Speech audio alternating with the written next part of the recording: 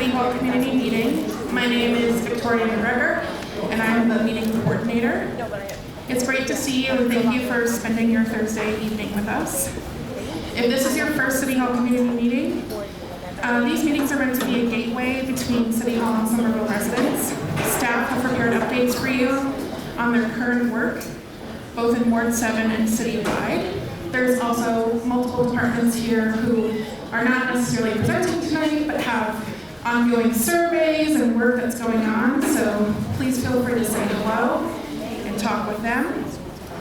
After each presentation, we'll take a few initial questions. If we don't get to your question initially, please hold on to it, as we have dedicated time at the end of all presentations for additional Q&A.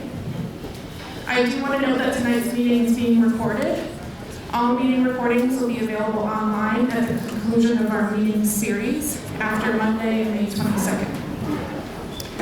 Before I dive into quick updates, I did want to invite Ward 7 Councilor Peggy Dingfeld to say a quick hello.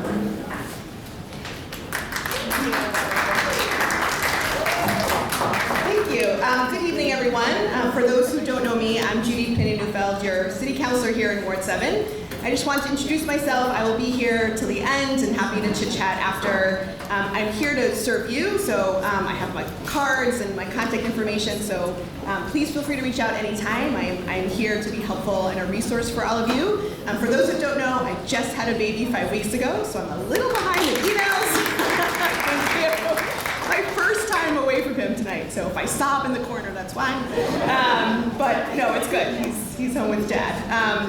But I'm a little behind in emails and voicemails. I'm catching up, and we'll be back at City Council in June. So just be a little patient with me if you do reach out. I'm playing some catch up, but looking forward to being out in the neighborhoods and walking around with the baby and seeing all of you. So again, I'll be here till the very end if you have any questions that I can be helpful with. Looking forward to connecting with you, and thanks for being here tonight. And I'll pass it back over.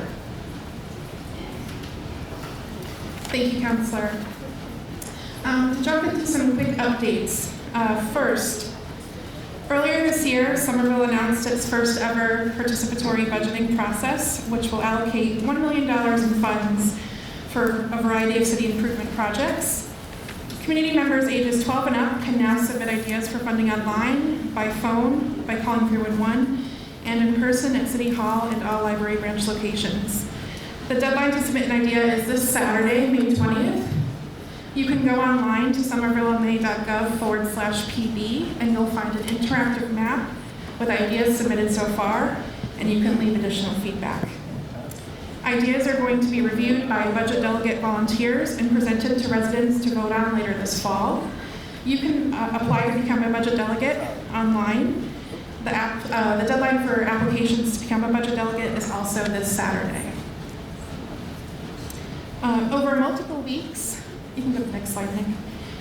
Over multiple weeks, the city and the Somerville Arts Council have launched the next phase of the Cultural Capacity Plan that included a series of community conversations to discuss how we can help arts and culture thrive in Somerville. We encourage you to attend the citywide forum on May 23rd at the Armory Building to learn more about themes that resonated across cultural and interest group conversations. To learn more about the Cultural Capacity Plan as a whole, please visit somervilleartscouncil.org/cultural capacity. May is Preservation Month, and to celebrate, the Somerville Historic Preservation Commission is hosting a series of dozens tours, talks, and walking tours you can attend. On this slide, you'll find a list of events happening this week. All events that are going to the end of May can be found on the city calendar. A reminder that the city has multiple spaces dedicated to teens, including the Edgerly Teen Center, Powder House, and the teen room at the Somerville Public Library Central Branch. All are free and have regular schedules with a variety of programming for all interests. Schedules are listed here on this slide. On this next slide, the table on the left includes several key dates for the upcoming 2023 election season, including deadlines to apply to vote by mail, tentative early voting dates, and election dates. Now is a great time to review your voting plans and to make sure all information is up to date. And we'd also like to remind you to fill out your annual census form if you haven't already. All elections information can be found at somervillema.gov/elections.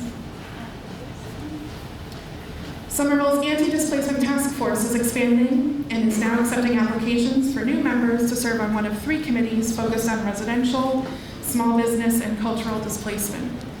Applications are being accepted until seats are filled, and you can learn more by using the QR code here, which is also included in your printouts of the slides. These next 2 slides include a quick list of recent affordable housing investments. Again, please feel free to grab a copy of the slides to bring home and read through further.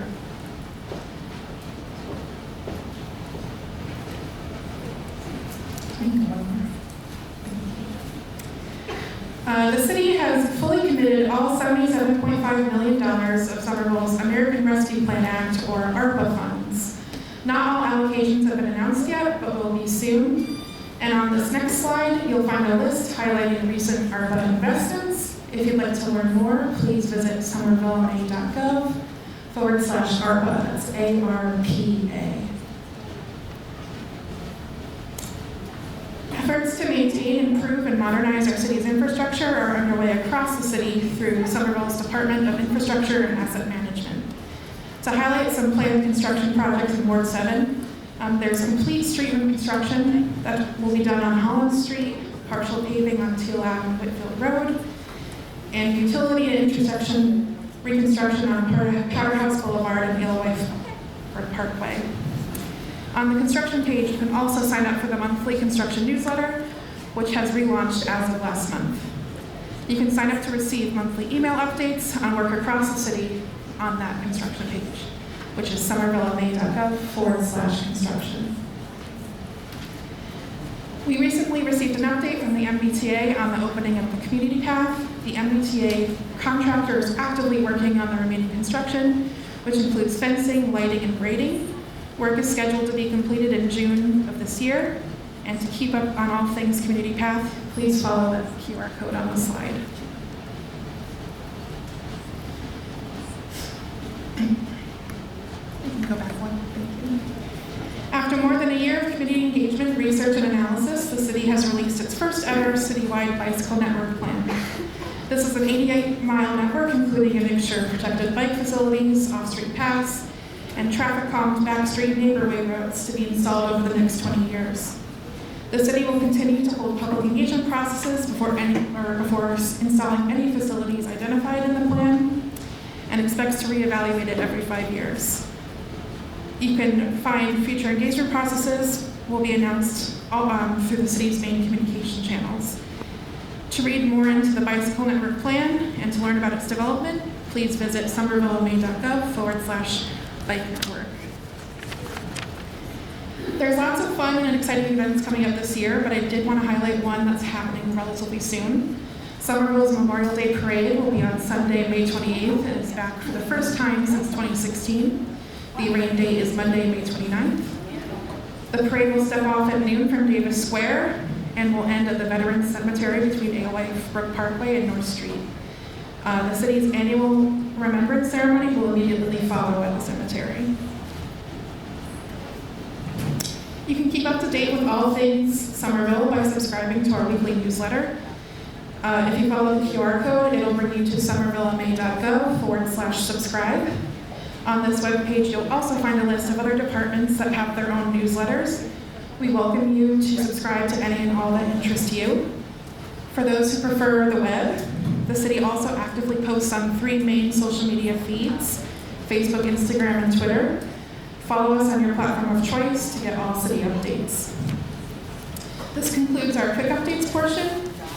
Thank you, and I'd now like to invite Mayor Valentine to the podium.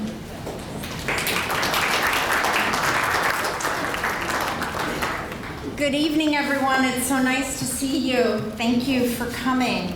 I think it's always good to get a sense of who's in the room. So I'm going to ask a few of you to, ask you a question, and if in your answer, would you raise your hand? So would you raise your hand if this is your very first community meeting? Awesome. Thank you so much for coming. Would you raise your hand if you've lived in Somerville a year or less? Okay, 2 years or less, raise your hand. Okay, welcome. 5 years or less. Okay, between 5 and 10 years, raise your hand. Between 10 and 15. 15 and 20. 20 and 25. 25, 30. Over 30. Wow, okay. If you've lived your entire life in Somerville, raise your hand. Awesome, thank you. If you're a parent of a child in the Somerville Public Schools or who's graduated the Somerville Public Schools, raise your hand. Okay. If you have an animal, raise your hand. Okay. If you like to take walks around Dillboy and the boardwalk, raise your hand. Okay, that's a good one. All right, so somebody else throw a question out. What would you like to know about our neighbors who are in the room? If you're bothered by airplane noise. If you're bothered by airplane noise. Okay, 2 hands, I'll count you twice. Okay, great. Well, thank you very much. It's really nice to have you all here. I want you to know that I hear from the community every day. I hear from people in emails, phone calls. They come to my office, or it's at a meeting, or it's, conversations on the road. I'm going to pivot. I realized I didn't introduce some of the electeds in the room. This is Councilor at Large Kristen Strezzo is here. Councilor Ward 7, Judy, you've met, and I think that's it. Representative Christine Barber had a conflict at the last minute, so she couldn't make it. Otherwise, she would have been here. So I wanted you to know, and I'll share that she got claps too. Yes. So I was saying, so how do I hear about people and the information? So it's directly and then it's indirectly. On this slide, you can see the 311 calls that have come in the first 4.5 months. We've had nearly 40,000 calls. And it can be anywhere asking about parking permit information to potholes, reports, getting potholes fixed, to rat sightings. And what I want you to know is that I'm listening, and I take every word with me into every policy discussion, meeting, budget discussion. So this evening, I want to share with you a look into how we balance all the different needs, priorities, and requests. So on this slide, what you'll see is sort of the core functions that many towns and municipalities do. They provide water and sewer services, roads, sidewalks, police, fire, schools, and so forth. In some towns, local governments just stop right there because that's what they believe is all they need to do, or their finances don't allow them to do anything more. However, here in Somerville, we believe we can and we should do more. And what I really want to stress in this piece is to show you some of the creative ways that we try to do more, and to emphasize that not all cities and towns do this. We started off with a strategic planning process. The first one was around 2012.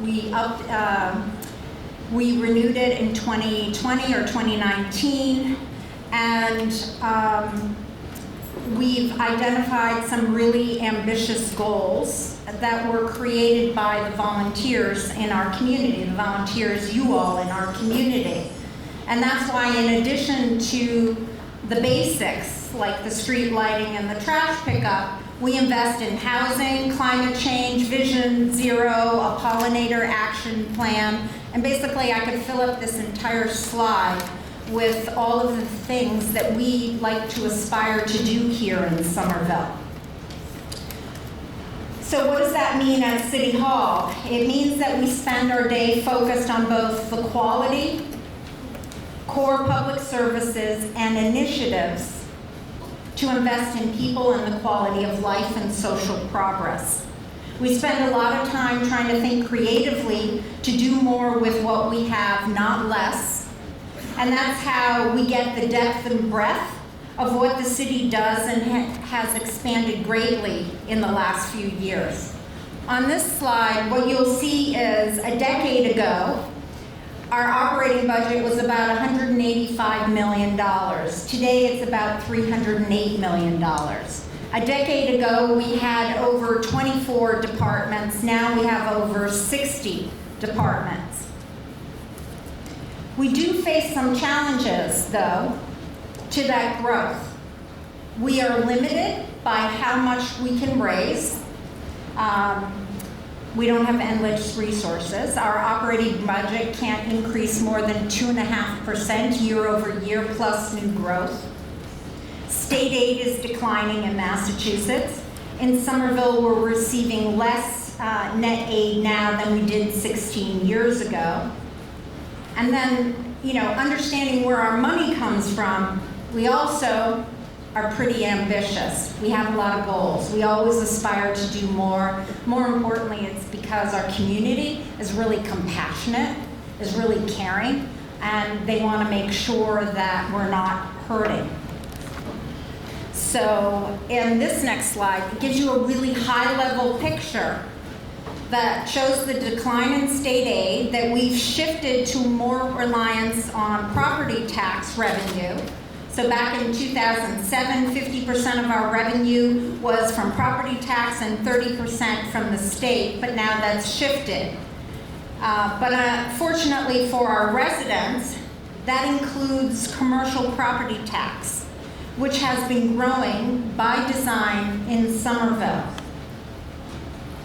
And this is what it looks like. The past 5 years, we've had record property values, which allows the city to fund new programs and services. Notice the orange bars. That's the commercial growth that our strategic plan that we call Summer Visions had envisioned when residents got together to try to chart out our future.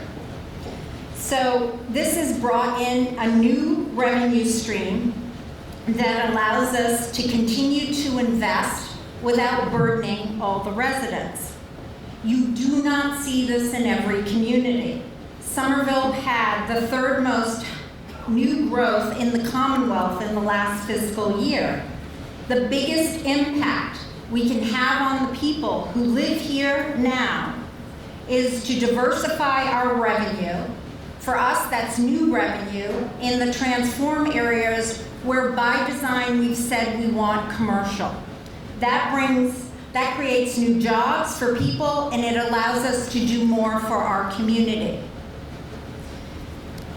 But we have also seized opportunities for overcoming the challenges which I mentioned earlier. For one, we've been investing in our community by drawing outside investments to diversify our tax revenue. We're also in a good financial position currently because we've carefully managed our revenues. We've had a strong financial staff, thanks to the city council and my predecessor, we've been establishing healthy reserves. And we've been able to use those in support of our residents and to garner lower borrowing rates. And finally, another big strength we have, which I mentioned earlier, it's you all, because you have supported our investments in areas like infrastructure and social services, schools and housing stability, investments that uplift our community. On this slide, we're on the next one. On this slide, you get a sample of the investments we've been making. We now have an Office of Housing Stability, a Department of Racial and Social Justice, an Office of Immigrant Affairs, all of which have grown recently to meet demand. We have a field maintenance division, an Office of Emergency Management, separate buildings and grounds divisions, divisions of mobility, public space and urban forestry, web services, and more. Somerville also has other tools and methods to allow us to do more. Our community placed linkage and zoning requirements on a range of developments that automatically build funding or resources for us. The support, or the linkage in particular, supports housing and job training, open space, arts, and more. We also have inclusionary zoning requirements that mandate 20% of all new units, housing projects, set aside 4 units for affordable units. That delivers affordable housing to our community without requiring city funds to be invested. Somerville has also aggressively pursued federal, state, and private grants. Our state and our congressional delegation also works really hard to direct resources to us. On this slide, it shows a few ways that these approaches have supported affordable housing efforts. We have more than 700 affordable housing units actively in construction, in the pipeline right now. We expect about $20 million in housing linkage in the next 4 to 5 years. This past year, we received $6.3 million in federal funds for housing, and all of our tools and diversified revenue combined has allowed us to invest $37 million of affordable housing commitments recently. And that's just in the last 8 months. Some other groundbreaking programs that we've done here in Somerville this past year, we launched the Municipal Voucher Program that will provide stability for our most vulnerable renters, and our acquisition fund that will allow Affordable Housing Trust Fund to jump into the market and compete more easily to buy land or buildings that can be repurposed for affordable housing projects. Not every community can make these kinds of moves. The ACE. ACE stands for Arts and Creative Enterprises. It's a set-aside, and it's another interesting tool our community created. The name is a mouthful, but what it boils down to is it requires larger developments in certain districts of the city to donate 5% of their new space for arts and creative uses. This is a game changer. We expect we will have over 500,000 square feet of new arts and creative enterprise space available in the next 4 to 5 years. And those are projects that are in the pipeline and have been permitted. This will help artists and makers continue to thrive here and avoid displacement. It will also open up a whole lot of new possibilities for arts and cultural opportunities for our public. And this was made by the city and the city council, also when I was a counselor at the time, on our new zoning, by just making a small investment in the staff and changing the zoning. What are additional strengths that enable us to do more? You know, it's you all. Because you come up with these ideas, you challenge us with us, you tell us you care about your neighbors and compassion, and are very compassionate, and combined with our willingness to learn new things, we've been able to do more and get more out of every dollar. And more importantly, I can't tell you what it's like to have a really talented and dedicated staff who are listening to you. They are vital to us to be able to implement your ideas. They help us, conceive, develop it more, create more, and implement new programs with your community feedback. So what I'd like to do is ask the city staff who are here to please stand up. If you could say your first name and which department you're from. So I'm gonna probably start to the left there. Oh, go ahead, Captain. Jim Downing, Captain of the Somerville Police. Jolly Green, Fire Chief. Louder.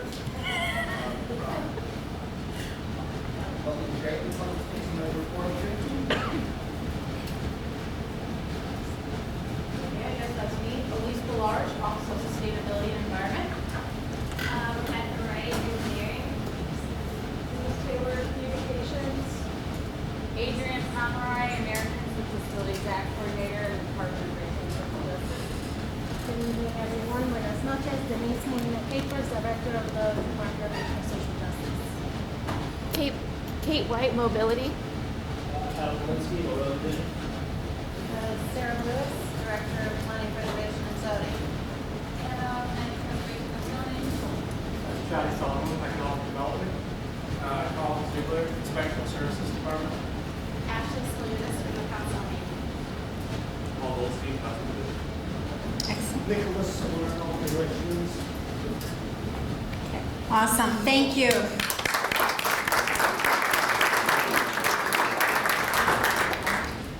So now on the next slide, we're going to move back to core services. Here's an example of new ideas that are getting us more for our dollars. We're working on getting more roads repaved using a new technique known as partial paving. This means we pave only the travel lane and not the parking lanes. By doing this, we increase the number of streets that we can pave by about 30%. Cambridge is also using this approach.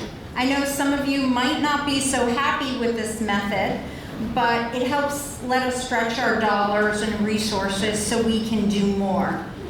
We're still evaluating the approach, so if you have opinions or thoughts on it, please reach out to staff here and share your thoughts with us. And something else we do to be more efficient and cost-effective with paving is coordinating the paving schedule with the underground utility work. If we hold off a little bit and we know what the underground utility work plan is, we can shift the costs onto the utilities who are required to repave after digging so that our paving budget stretches further. On this next one the city was the first community to be out front in hiring a rat czar, otherwise known as our environmental health coordinator, some years back. You may have recently heard, just a few weeks ago, that New York City just this spring hired their first rat czar. Colin Ziegler, please wave, Colin. Affectionately known as our rat czar, is here with us tonight. He's launched phase 1 of our Smart Box program pilot, which we spoke about last year during our fall meeting. As a quick update, it's been a success with over 1,000 captures. Phase 2 of the program has been expanded to Union Square and Lincoln Park. We also continue to explore new methods of rodent control that does not use rat poison. I trip over the official word, and more affectionately known as rat poison, and how to make them available to the public, the new methods, through a program that's called the Residential Assistance Program, which is also an unusual approach. You won't find this in many communities, but we found that if you invest in helping private property owners where rodents are active, it can help the whole neighborhood. Since January, we've had over close to 300 requests for the residential assistance. Meanwhile, we're exploring the expansion of the rodent control focused positions in the coming budget. Another core service area we have focused on is our legacy infrastructure challenges. We have an aging water and sewer system under our streets and numerous old buildings in need of significant repair. We have a network of roads originally built for cars, not people, on foot or bikes who we need to keep safe. Somerville is not alone in catching up. Like much of the country, our infrastructure and buildings have suffered for decades from underinvestment and deferred maintenance. My administration is committed to breaking the mold of underinvestment in renovation, repair, and deferred maintenance. But it takes time and it takes strong fiscal management to right that ship. So we are working with a lot of focus, a lot of purpose to get to tackle these issues through thoughtful and sustained investment and planning. So I just talked to you about the past. Now we have to think about the future, because we can't only look into the past, we also have to look into the future, and there's a new layer to any infrastructure update, which is our commitment to sustainability. We now must include planning for climate resiliency and impacts in our investments. Reducing flooding impacts through gray and green infrastructure, for example, is essential in helping protect our homes and our businesses. We are taking on two monumental challenges via two core approaches: strategic planning and investment, and a new approach to maintenance. On the planning side, next slide please. On the planning side, we've recently undertaken a comprehensive effort to carefully chart out new investments in our schools, our fire stations, our below-ground services, city buildings, and more. To explore that plan, you can see it on our city's website.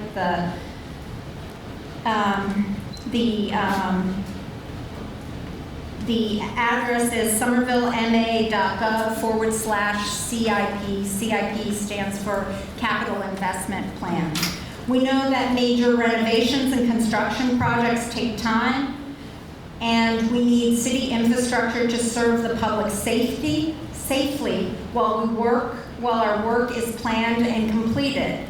Our capital projects team is currently stress testing equipment and assessing vulnerabilities, starting in our schools. Somerville has not been doing this for the past 20 years.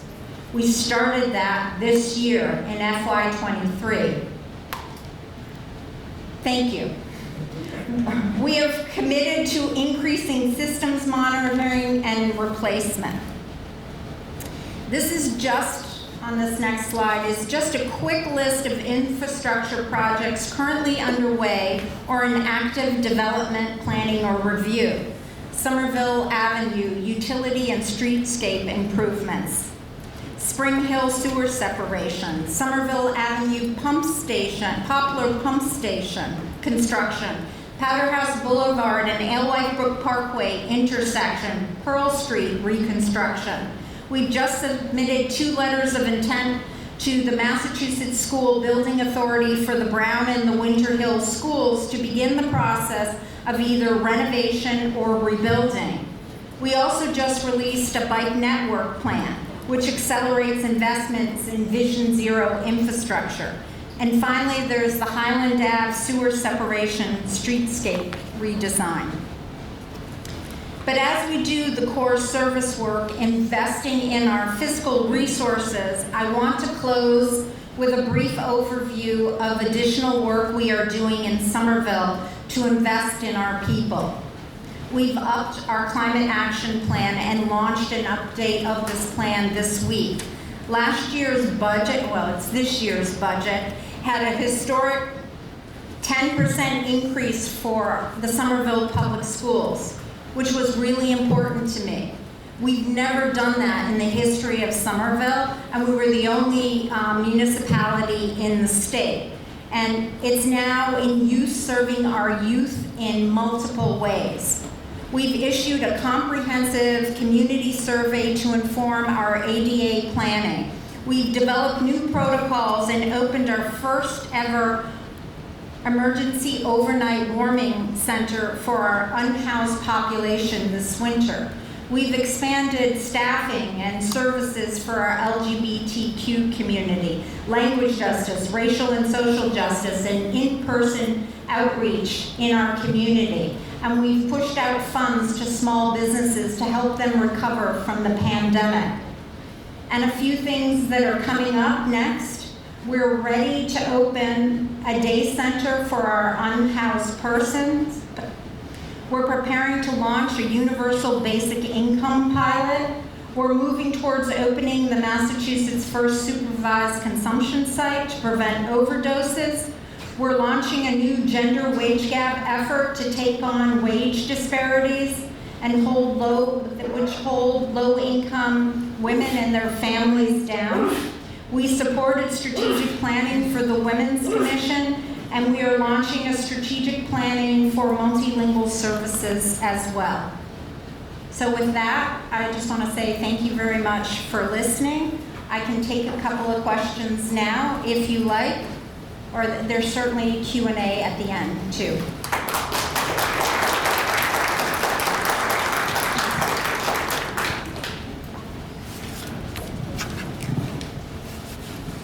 That's a great overview, but I have a very specific question.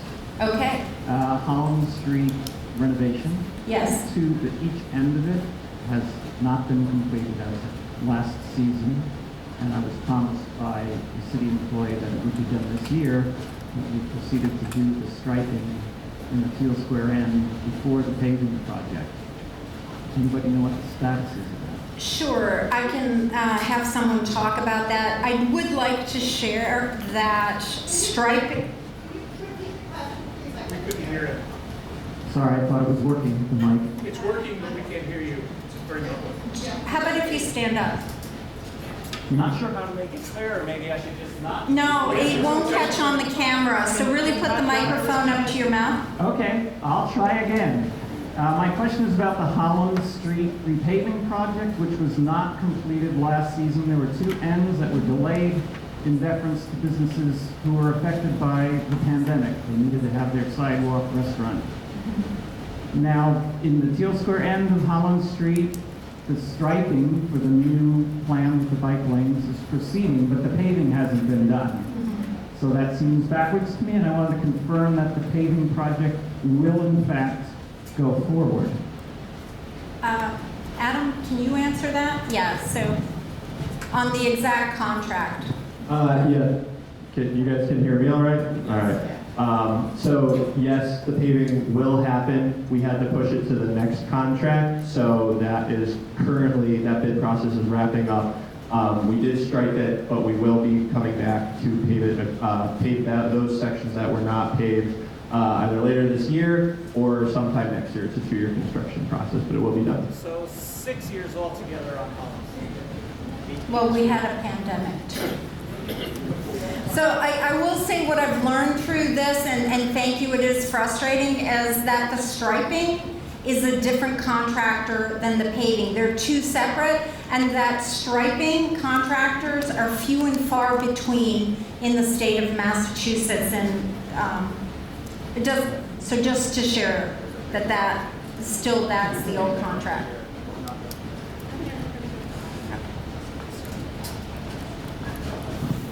What is Somerville doing to address the horrific airplane noise? And just a little bit of background, it's the big problem is when they're using runway 33L. And they used to have the planes come up and fly off to their destination, but the FAA and Logan Airport came up with a plan that uses GPS. It's called RNAV, and it sends all the planes over 500-foot wide corridors that seem to have been figured out, computed by playing a game of connect the dots with the schools.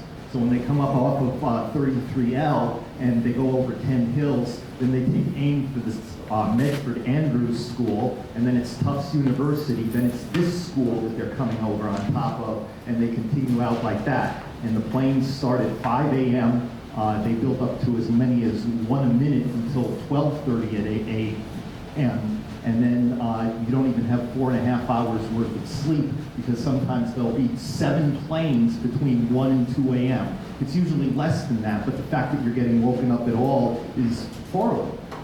Thank you.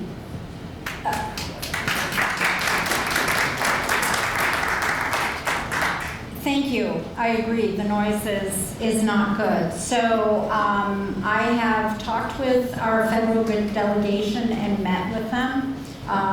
Just so people know, the runways are owned by the state. The air is owned and regulated through the federal government.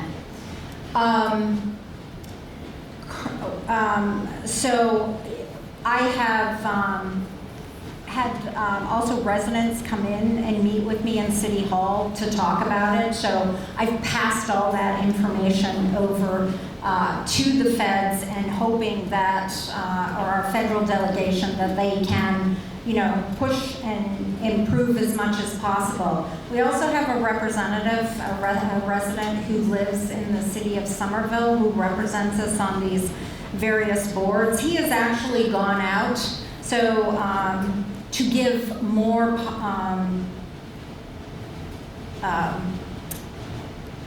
stories of what it's like to actually be underneath these airflight patterns. So he's gone over to South Boston, and he's gone through Boston in different areas to be able to also, give feedback that it's more, so it's the everyday experience. So he's also sharing on that.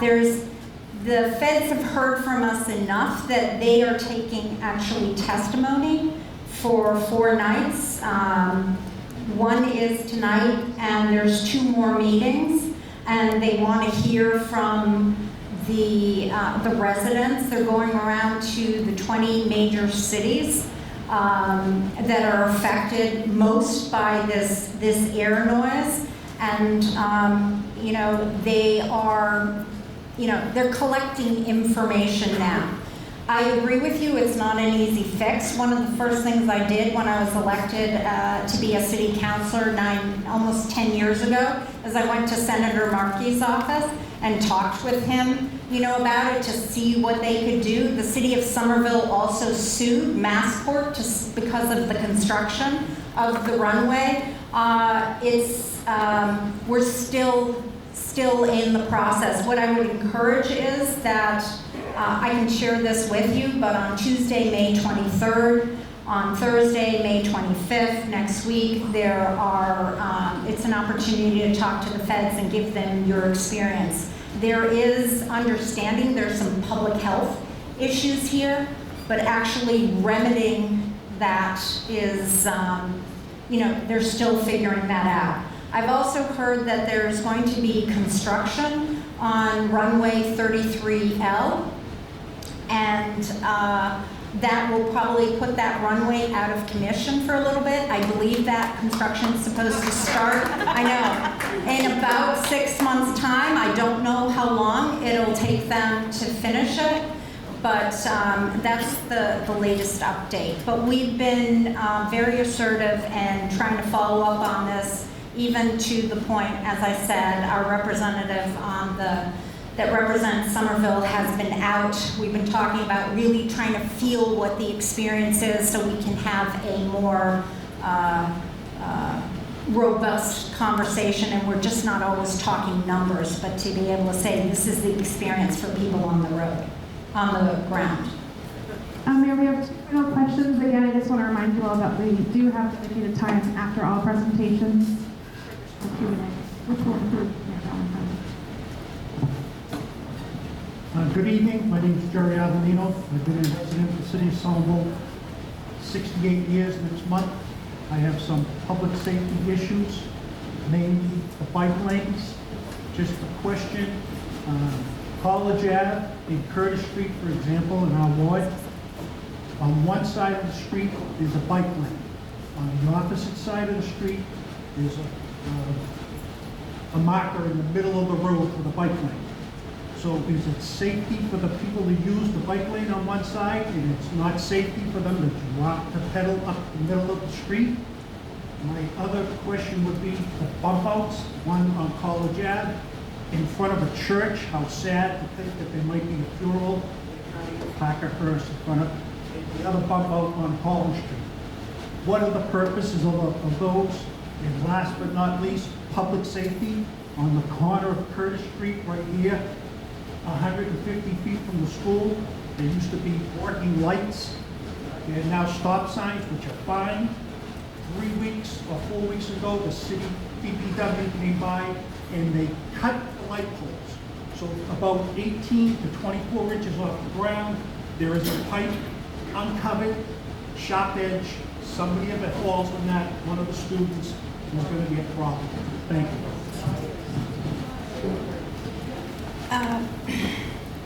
Okay, protected bike lanes I mean, the design of them is to make it safe for all users, that the cyclists are safe and the cars then know where to go. In terms of Curtis Street, those are older markings. Adam is going to be talking about the bike network plan and mobility towards the end of this, so he can talk about the distinctions more clearly. About the 18-inch, we'll write that down.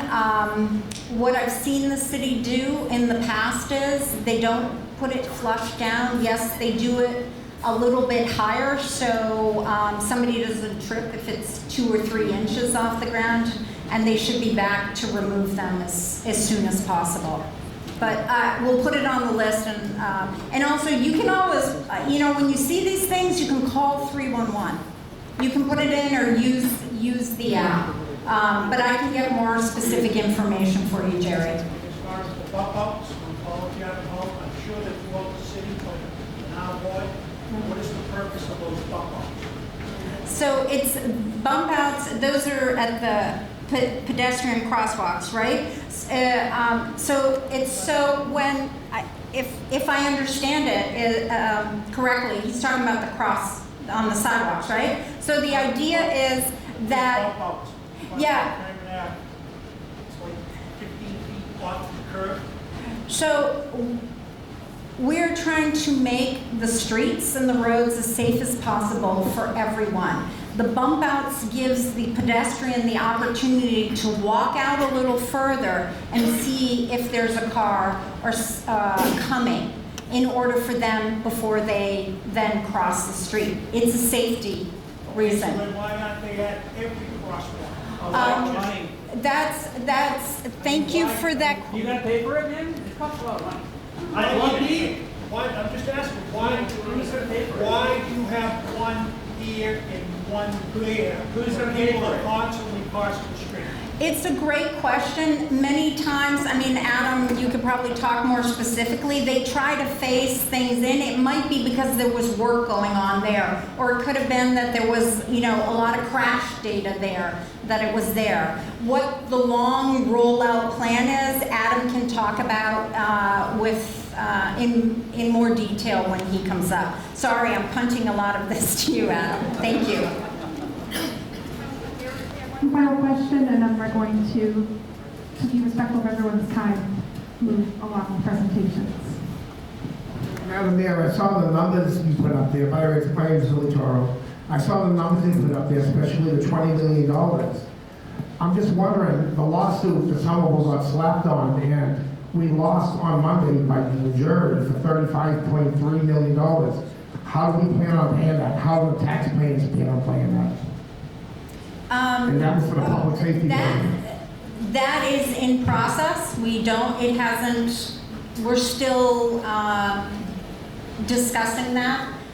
So I'm happy to share information once we have it.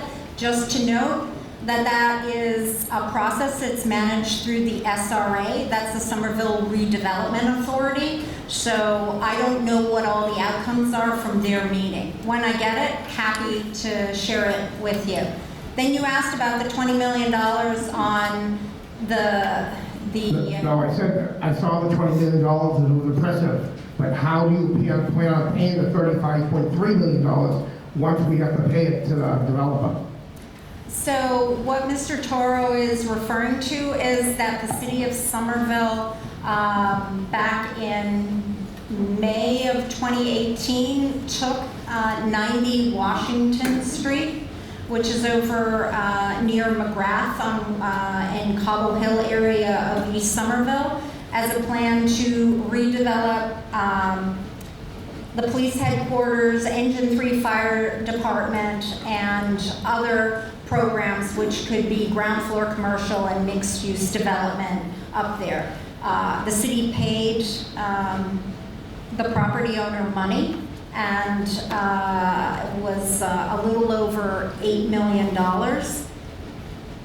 They didn't like the price, so they came back and they asked, it's actually, the property is owned, I'm sorry, there's another entity that owns it, but anyways, the city and the former property owner was challenging the money. So right now we paid $8.5 million. Again, as I said, it's in the hands of the SRA right now, which is the entity that owns it. Once they determine what their next steps are, I can happily share that back with you. Okay. Next up, we have our Department of Racial and Social Justice with Director Denise Molina-Capers.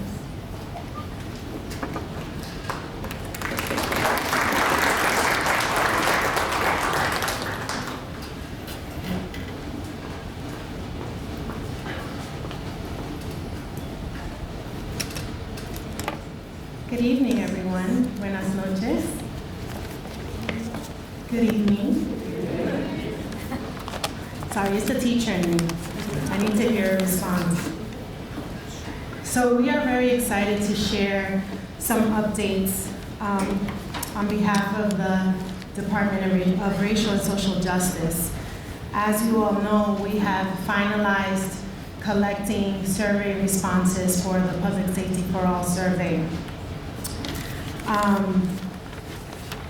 We have received the highest response rates in Somerville's surveying history. And this survey is also one of the most representative surveys Somerville has ever conducted due to the intentional outreach efforts of the RSJ department team. So I'm very excited to announce that we are beginning to do the analysis on the responses that we have received. And so tonight I will be sharing one tidbit with everyone on one of the analysis that we have completed. And that is on question 13, which asked our constituents, which of the following are your top 5 concerns regarding public safety in your neighborhood? Citywide, the top 5 complaints were as follows. Number 1, people violating traffic rules / traffic safety. Number 2, theft and burglaries, including car theft, shoplifting, stealing packages, bike theft, and pickpocketing. Number 3, housing security. Number 4, gun violence. Number 5, illegal drug activity. Specific to Ward 7, the top 5 concerns from your neighbors were, number 1, people violating traffic rules / traffic safety. Number 2, theft and burglaries, including car theft, shoplifting, stealing packages, bike theft, and pickpocketing. Number 3, illegal drug activity. And number 4, gun violence. Last one, number 5, housing security. As you know, what happens next is that we will now convene the task forces, the Civilian Oversight Task Force, which is charged with defining and creating recommendations for a sustainable civilian oversight body for the city of Somerville, including its powers, duties, and authority and composition, have already convened for the first time. They will be convening again next week. There are 13 members to the Civilian Oversight Task Force, and we are very excited to continue their work and keep it progressing. The Public Safety for All Task Force has already started its background checks and reference checks for all the members of the PSFA Task Force, which will be about 22 members consisting of subject matter experts, constituents, and city department employees. And as you know, they will be charged with specifically looking at the public safety issues in Somerville, not isolated to policing. So we expect that their first meeting will begin in June. We also have the Anti-Violence Working Group, which recently just closed out, will close out its application period tomorrow. So there's 2 more days in order to apply to be a part of the Anti-Violence Working Group. We decided to extend the deadline on the application because we know that it is very important to make sure that we give our residents enough time to be able to apply to be part of a very important effort that is happening within the city. This working group will develop policies and initiatives that will address the violent crimes in the city, specifically gun violence, gang violence, and domestic violence. This is important work, and it is very important to us as RSJ department has proven in the past for us to make sure to collaborate with our constituents, because your lived experience and your voice matters in this. And we need to make sure that we are addressing the roots of violence and that we're bringing in the broad voices and experiences and meeting the needs of our constituents around these issues. The RSJ Youth League, which is a 1-year program that RSJ department created for our youth, has concluded their second study on displacement and gentrification and how it's affecting youth in Somerville. 2 weeks ago, they presented their work at Harvard's Graduate School of Education CPAR program. The RSJ department will be hosting an event for our RSJ Youth League members to present both the study that they conducted last year on what social justice issues concern our youth, and the study that they conducted this year on displacement and gentrification and how it's affecting our youth. Their next step is to work with the RSJ department to create a permanent cabinet for our youth in the city. This cabinet will be charged with being the representative body for the youth in Somerville in order to have a seat at the table and create recommendations, create changes in policies and programming in the city for our youth.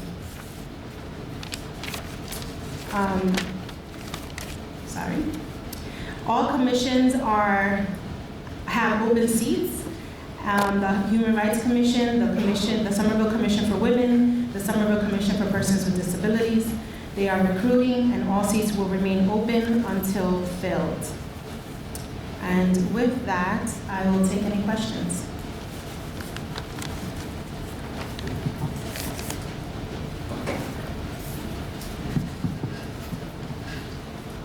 Thank you so much for the presentation. Thank you. I'm very excited to hear about the RSJ Youth League. And you mentioned, sounded like you were saying that there was a time when they were going to be presenting beyond the ed school.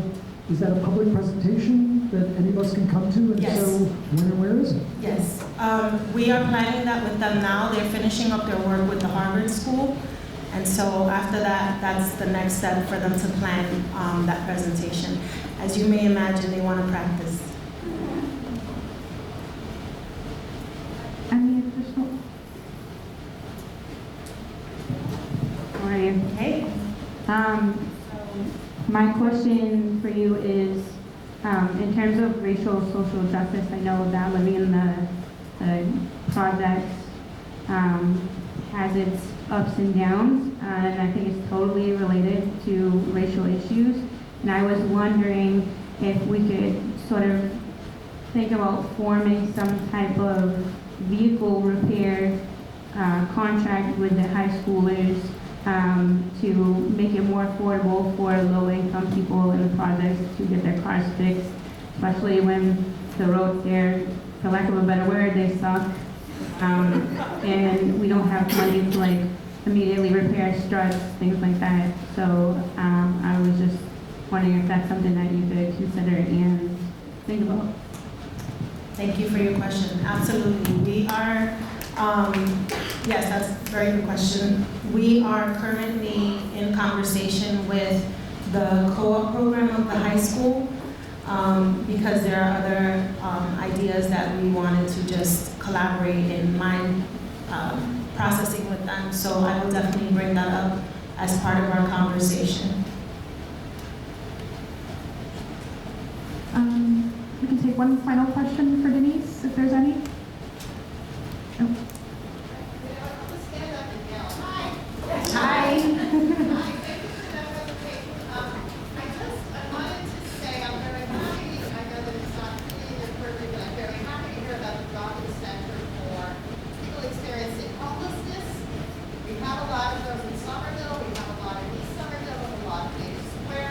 We need to think not only of the safety and well-being of people who, like most of us, are living in our homes, whether rented or home, but also the safety and well-being of the people who don't have homes to live in Somerville. So thank you for proceeding on this line. Thank you. If anyone did not hear her comment, in sum is about the unhoused in our city and how we also have to be mindful of the needs that they have. Thank you for that, and I can add to it that part of the survey did include questions around our unhoused, and so it is definitely one of the topics that our public safety task force will be tackling. And HHS is a part of the PSFA task force, so reason why we included some of our city departments so that we don't have to have multiple conversations, and they're in the conversation as it's happening. Thank you. Captain Donovan, of the Police Department. I'm just going to move this up so I can see the slides a little bit. I'm okay. That's okay. I'm fine. Good evening. The chief sends his regards. He was going to be here tonight, but got pulled away at the last minute for a family event and sent me in his stead. Many of you know me here tonight. For those of you who don't know me, my name is Jim Donovan. I'm the captain of the Somerville Police Department. I've been here for going on 23 years, and I am a Ward 7 person. I grew up in Ward 7, raised in Ward 7, one of 6, and my mom still lives up on TL Ave. She's be 91 next week, and she's been on TL Ave since she came to this country when she was 18, raised 6 kids in Ward 7. So I'm very much a Ward 7 person. Don't tell the other wards that. I do not say that to every ward. I am a Ward 7 person. But can I ask one other question? The mayor asked questions. Who here went to the Cutler School?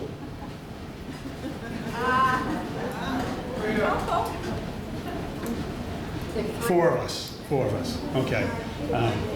For those of you who remember the Cutler School, there was paintings on the wall right there of race cars. I painted race car number 7. So to start our presentation tonight, we're going to hit on crime trends. I'm going to look for a few slides. We do not have a giant presentation. We want to move it along. But I promise you, as always, I won't leave till everyone's questions are answered as far as police department goes. So please don't hesitate to come up to me after the meeting. Or my office is up in Teal Square. Many of you know that already, right next to the muffin shop. I'm usually there in the mornings. I'm a moving target, but I do try to get my work done in the mornings. I'm usually there at 7 o'clock until around 11:30, then I try to get out on the road a little bit and go to meetings. So if you don't get me tonight, or if you have a question moving forward, you want to talk to me, you can come by my office. And I've been known to buy a coffee if you come by. So, as far as crime goes in the city, Part 1 crimes are up 7% over 1 year, 20% over 2 years. Part 1 crimes are written down there. People always ask, what are Part 1 crimes? Well, Part 1 crimes are, so I get my glasses on. They're murder, aggravated assaults, burglaries, motor vehicle thefts, arson, car breaks, larcenies. What that number represents is mostly theft, package thefts, larcenies. We've seen a really large increase in thefts from vehicles. We had airbag thefts a few years ago. We've gotten away from that now, and now we're doing catalytic converters. They'll slide into your car, they'll be in and out in about, I would say, 30 to 40 seconds. We actually had one car hit up on Raymond Ave. I remember the resident up there. I was talking to her about it. Honda Prius was the car of choice for a while. We did have a task force working in a regional task force in New England. You probably saw in the news they made a giant arrest of a crew that was doing these catalytic converter thefts. We have seen a decrease, but they're still happening. It wasn't one crew doing it. But that's mainly what drives those numbers. Next slide, please. As far as crime trends, I'll take responsibility for that top number right there. Crime is down 16% in Ward 7 over 1 year and up 8% over 2 years. Again, a lot of that's the package thefts. And the numbers, 3 or 4 crimes can skew that number. When your numbers are relatively small, if you have an increase of 8 crimes in a given year, that can skew your numbers of 8, 10, 12, whatever they are. But as far as crime in Ward 7, as you can see, it's down 16%. Next slide, please. Gun violence in Somerville. This has always been a topic of conversation for us, especially up in East Somerville in Ward 4. We had 49 confirmed shootings from 2020 to present. That's 325 rounds fired. So that's over 49 confirmed shooting incidents. Total we recovered were 325 rounds. There may have been more that we didn't recover, but those are the ones we recovered. Out of those shootings, 12 individuals sustained gunshot wounds, and unfortunately 1 person lost their life. As far as shooting investigations, well, what have we done about this, right? Our criminal investigation division has done a phenomenal job. I will say they don't work for me. I'm in patrol. I oversee the men and women in uniform that you see every day, but I kind of have to give our CID units some kudos. They made over 30 arrests and 30 indictments. So we have seen a decrease in our shootings, although we did have a pretty serious shooting a few months ago in Winter Hill. We have seen a decrease overall, but we are concerned because with the summer and the warmer weather comes more violence, comes more shootings. So we are concerned. What are we doing about that? We do have a regional task force working with Cambridge and Everett, Malden, a little bit of Medford. We are seeing that a lot of this has to do with gun violence and gang violence between Somerville, kind of Cambridge crowd, and we are working with Cambridge to identify possible players in that crowd. As the chief says at all these meetings, we work hand in hand with the racial and social justice. I know that he meets with Denise Molina Capers fairly frequently, almost once a week. And we kind of work together as what we can do to kind of steer these kids away from gun violence and gang violence. One of the things we're doing, as we do every summer, is a youth basketball game. We have that down at the Mystic Housing Development. Again, we're collaborating with the RSGA. We've instituted park walk and talks. This isn't new. We didn't invent this on our own. But we have, increasing and decreasing over time. Over COVID, we were decreasing our interaction with the public. We've now ramped up park walk and talks. What that is that officers take a specific time out of their cars, aren't driving around, they get out of their vehicles, and they walk the neighborhoods. And we identify the neighborhoods we want them to walk in. We give them suggestions, basically, based on crime data, where's the crime happening, and where should you be? They get out of the cars, they see the business owners, they talk to the business owners, talk to residents, exchange information, what are your concerns, what are our concerns, what can you be doing to be safer, what can we do to make you safer, things like that. I oversee that because it's a patrol operation. The chief doesn't know this, and he's not here tonight. So there's 3 day divisions that work. 3 lieutenants will operate 3 alternating day divisions. And I have 4 boys. They all play sports, so I made it a little competitive. The division that does the most park and walk and talks gets a free pizza night. So I'm buying them pizza from wherever they want a pizza. Right now, Lieutenant Capasso's division, who's working tonight, is in the lead significantly. So we've increased the deployment of patrol resources in areas most affected by gun violence. Like I said, the park walk and talks. And again, the detective task force down the bottom there, real-time communications with other relevant law enforcement agencies, mostly Cambridge and Everett. Domestic violence and sexual assaults. I'm not going to go too deep into this slide, other than to say we had 39 fewer incidents of domestic violence reported in 2022 compared to 21. We did have 6 more incidents as compared to 2020. But 2020 and 2019 were very low reporting years because of COVID. We found that reporting in general, child abuse, sexual assaults, were down and were lower reporting. We attribute to COVID. As far as sexual assaults, the chief wants to really get out there that we do have a family services unit, and all the detectives in that unit are specially trained to deal and interview victims. We really encourage people to come in and report their crimes. Not only report the crime, we provide services. We have a full-time victim witness advocate. We have a litany of services we can provide the person. And they drive the person, the individual, the victim, drives the investigation. So if you come in and want to go forward investigation, we work the DA's office. At any point in time, if the victim does not want to go forward, we don't go forward.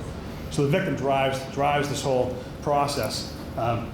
We want to make it as easy and it's less scary as possible, but most importantly is the services we provide. It isn't the prosecution. We're there to help with the prosecution, but we're also there to provide a ton of services. And we have access to those services. So if you know someone who is a victim of any kind of violence, domestic violence, sexual assault, please communicate that to them.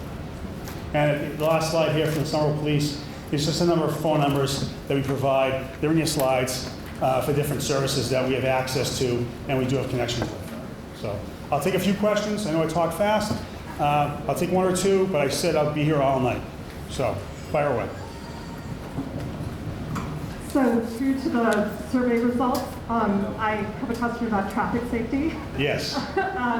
I understand that the crossing guards come out of kind of the police department. You do. The crossing on Broadway through Teal Square is a disaster. I don't think I have, I cross it 4 times a day walking my son to and from school. The traffic laws have never been followed consistently all 4 times, and usually not twice. It's much better at Powder House and Curtis. And I'm wondering if there's a way to either empower the crossing guards to issue warnings even, or to have someone who is empowered to do that to try to cut down on that danger and the crossing guards and parents having to yank children back from cars that are blowing that light. And some of that is probably the road design as well, but I wanted to raise that issue. Thank you. That's a great question.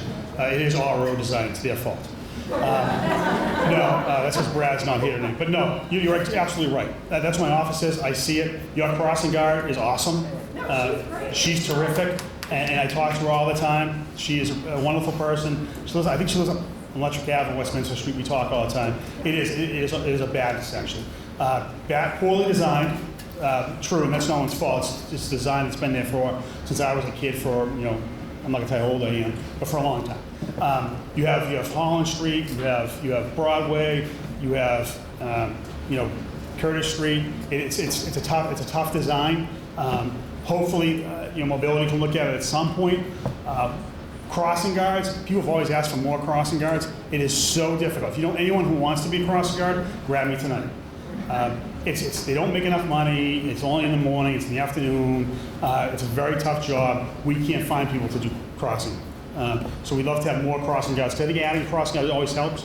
As far as enforcement, we could definitely do enforcement. That's why I come to these meetings. Is that Somerville's a big city. It's only 4.1 square miles, but I think someone said 700 streets at one point in time. I could be corrected. So it's a big city. So we come to these meetings to get feedback, and that's although we think we should know this already. We do 1,001 things, and the feedback we get is important. I will say that the Somerville City Council last week accepted a road safety grant that we apply for every year. It was a 5-1 vote to accept it, and it involves pedestrian safety, bike safety, and distracted driving. So I'll put that on our list, and we'll get the officers out there. What the grant does is it pays for officers just to be dedicated to doing that individual thing for the whole day. So they're not responding to calls. They're not whatever else they'd be doing. They're specifically located for traffic purposes only. So I'll add that to our list. Remember that?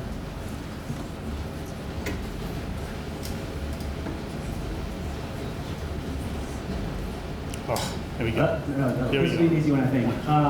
So on the topic of traffic safety and enforcement, would it be possible for future meetings to start including some statistics on actual enforcement actions?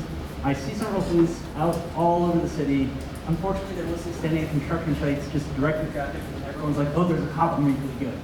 And then you go to the next block, and they block the intersection, or they try to wreck up a cyclist, or whatever pedestrian, or whatever crazy thing's going to happen. I know Somerville is a small police department. There's only so much you can do. We're spoiled when we go over to Cambridge and they're like 4 times your size. But I'm still curious, what actually is being done, because like I said, I do see the officers out there. I just don't have a good sense of, are they just standing around being, flagmen, or are they doing a really, in-depth view of trying to keep everyone safe? I just don't know. That's a phenomenal question. Actually, when you get home tonight, put on Channel 7. One of our officers on detail today heard over the radio a child was choking. And he ran down the street, went into the house, gave the child a Heimlich, coughed up everything was taken, and saved the child's life. So it's on, but it just happened tonight. I just got the link. I sent it to Denise on our thing. So, we are out there. People, a lot of times people, I hit on two things. We limited to the slide, so I already told the chief, same question came up with Ward 4. So next meeting, we're going to add some traffic enforcement slides. We are doing traffic enforcement. Unfortunately, we have 3 officers in traffic right now. We had 5, but they do a lot of work. If you see Steve Johnson, the pickup truck, he is out there all the time. Our regular officers that work the street are enabled to write citations as well, but they're running back and forth to 911 calls and calls for service. As far as you mentioned the officers out on details, that adds 15 to 20 officers a day on the radio able to answer calls. So it's a force multiplier for us. Okay.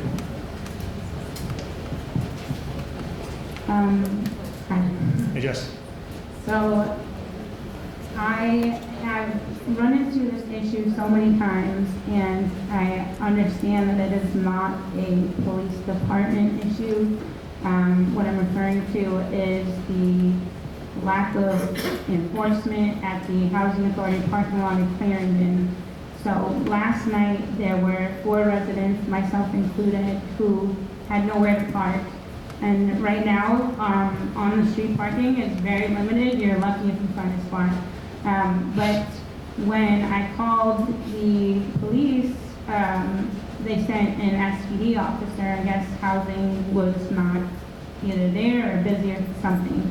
So SPD couldn't do anything because apparently the lot is private property and they don't have the authority to tow any vehicles or call the tow company or any of that.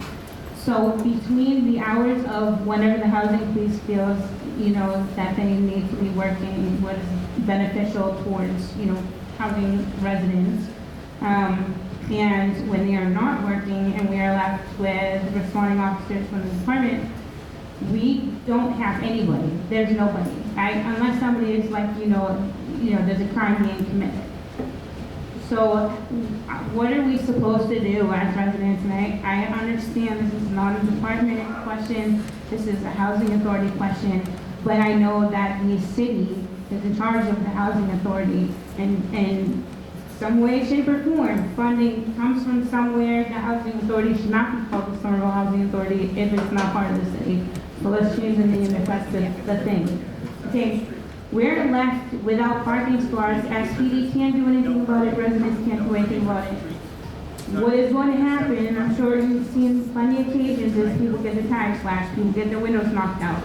These are things that happen within our community when you don't have a parking space, or you have a parking space, or you're sitting there waiting for somebody to leave, and then you pull in before somebody else. Like, that's happened to me already.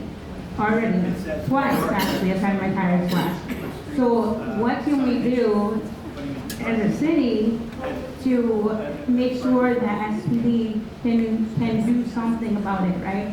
My idea is a police officer responding to somebody calling the police department should be able to have some authority.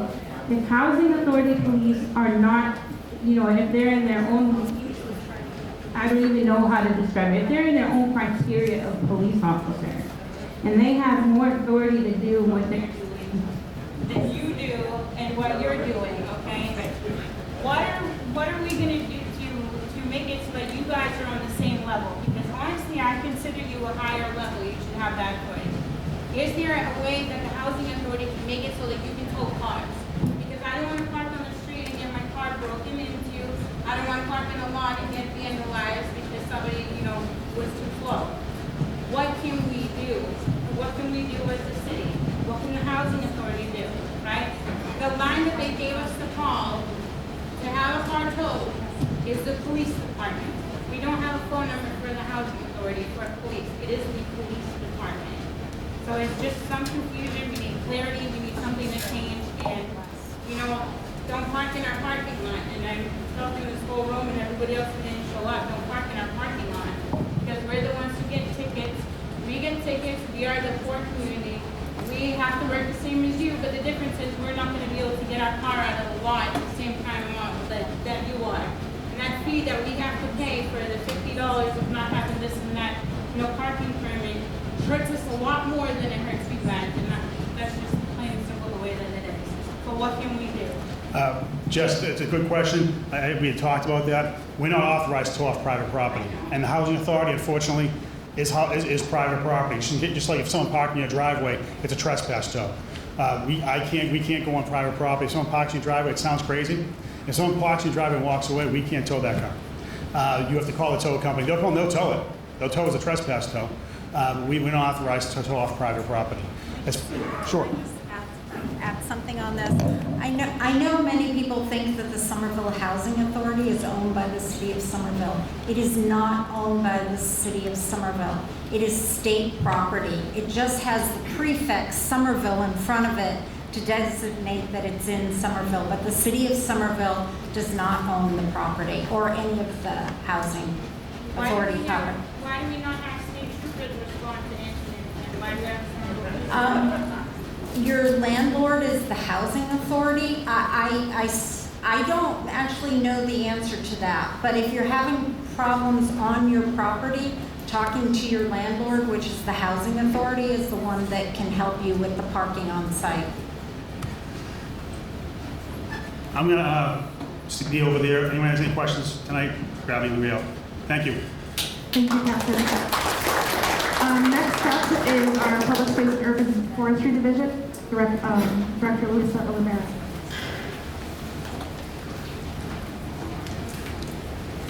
Good evening, everyone. Can you hear me? I'm Luisa Olivera, Director of Public Space and Urban Forestry, and I have with me Malik Drayton. We're doing a duet tonight. And Malik is one of the city arborists. There are 3 of them, 2 in Public Space and Urban Forestry and 1 in DPW. We call them the Tree Amigos. And we are responsible, in our division, there are 7 of us trained in landscape architecture and in arboriculture, and we are responsible for the city's parks, open spaces, and trees. And we very much consider parks and trees to be infrastructure like any other infrastructure, except it's actually appreciating infrastructure, because an older tree, as a tree gets older, it's actually appreciating in the services that it gives us. When we design a park, when we plant our trees, we're very much thinking about what we're doing as green infrastructure and is preparing for climate change. So for example, the 14,000 trees that we have in our urban canopy on public land is crucial to creating shade, bringing down heat island, the urban heat island index, and capturing stormwater and creating habitat. In the middle there, you'll see a photograph of the Cultec chamber system underneath Lincoln Park, and it is allowing us to take stormwater and capture it, slow it down as it filters into the soil. We do this on many of our different parks.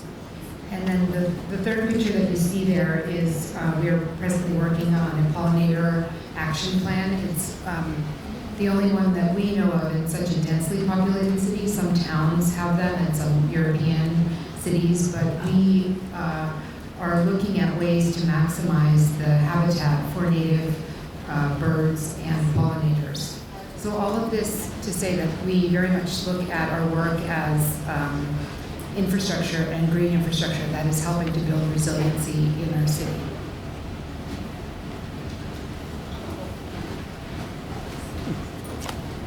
Hello, Malik Drayton speaking. I'm happy to report that this year we are planting 350 trees minimum as part of our planting program. And in 2022, through streetscape projects, our planting program, and parks plantings, we have planted 504 trees in 2022. We've come a long way from 10 years ago where we've just been planting 50 trees a year. So we've come a very long way. For all of you to know, spring planting is currently in session, and it spans from mid-May to early May to mid-June. And for all tree inquiries, please email trees@somervillema.gov and 311 service request and submit. Oh, and please join us for Arbor Day. It would be Saturday, April 20th.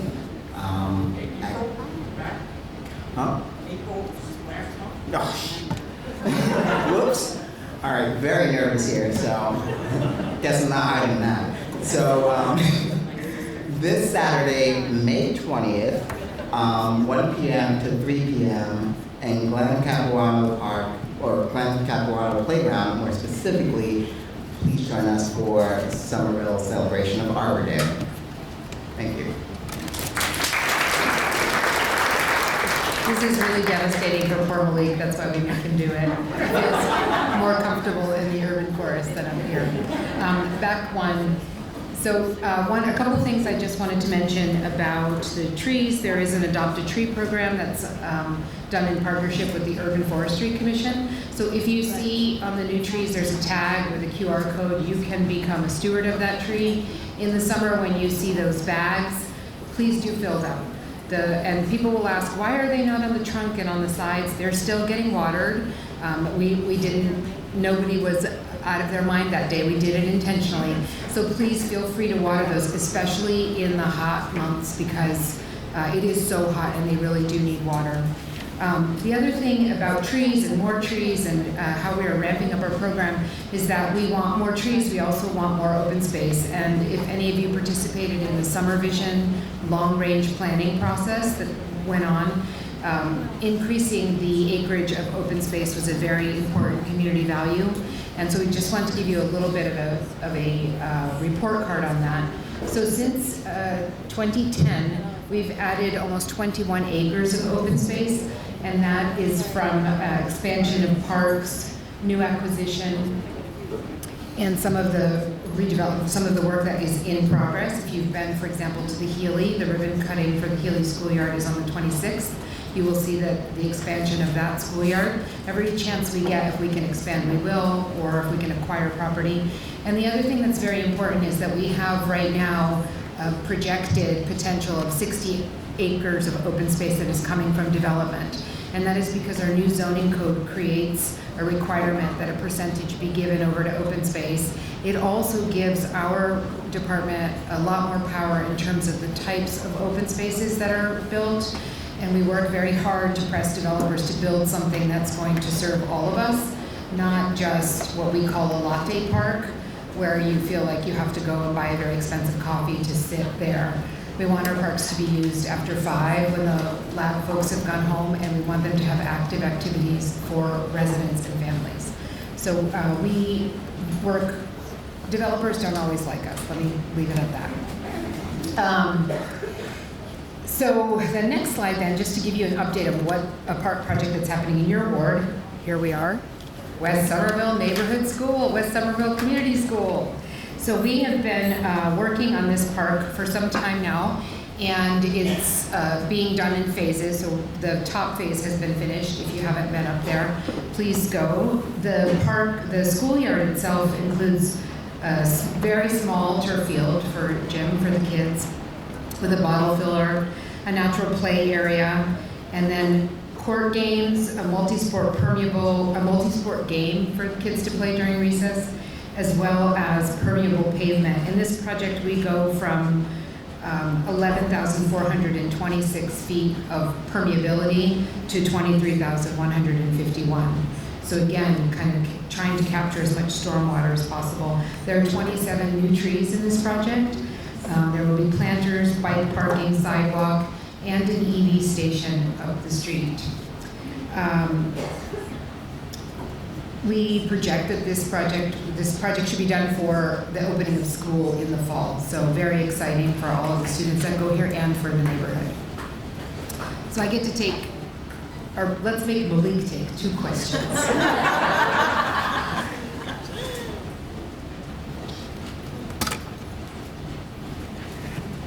Hi, I'm really excited to see so many trees on the plan, including the street trees, and I'm just curious about knowing that they'll be on the sidewalk and at the top of the retaining wall. So the retaining wall's on one side of the street, on the other. How do you make sure that those trees survive and get enough water?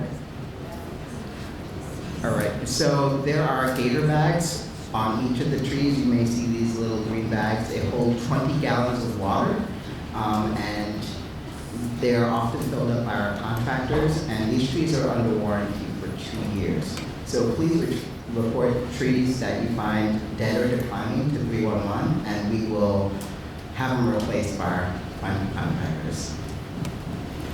Also, that's true for all of the street trees. Street trees are really in a tough place. They have a very small box of soil. It's compacted. It doesn't have nutrients. So there are trees that don't make it. But again, watering them is the most helpful thing that any resident can do. Hi, there is one other service at your department for us, which is deliver mulch to community gardens, and we thank you for that. But there seems to be sort of a lack of communication. We don't know when the mulch is coming, or we don't get confirmation of the mulch's arrival.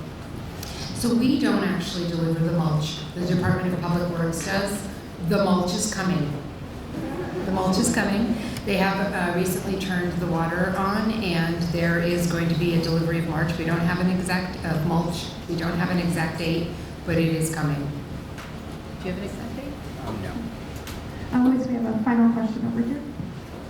Hi, I wanted to ask 2 questions. The first one being the situation of the trees in the Powder House Boulevard street.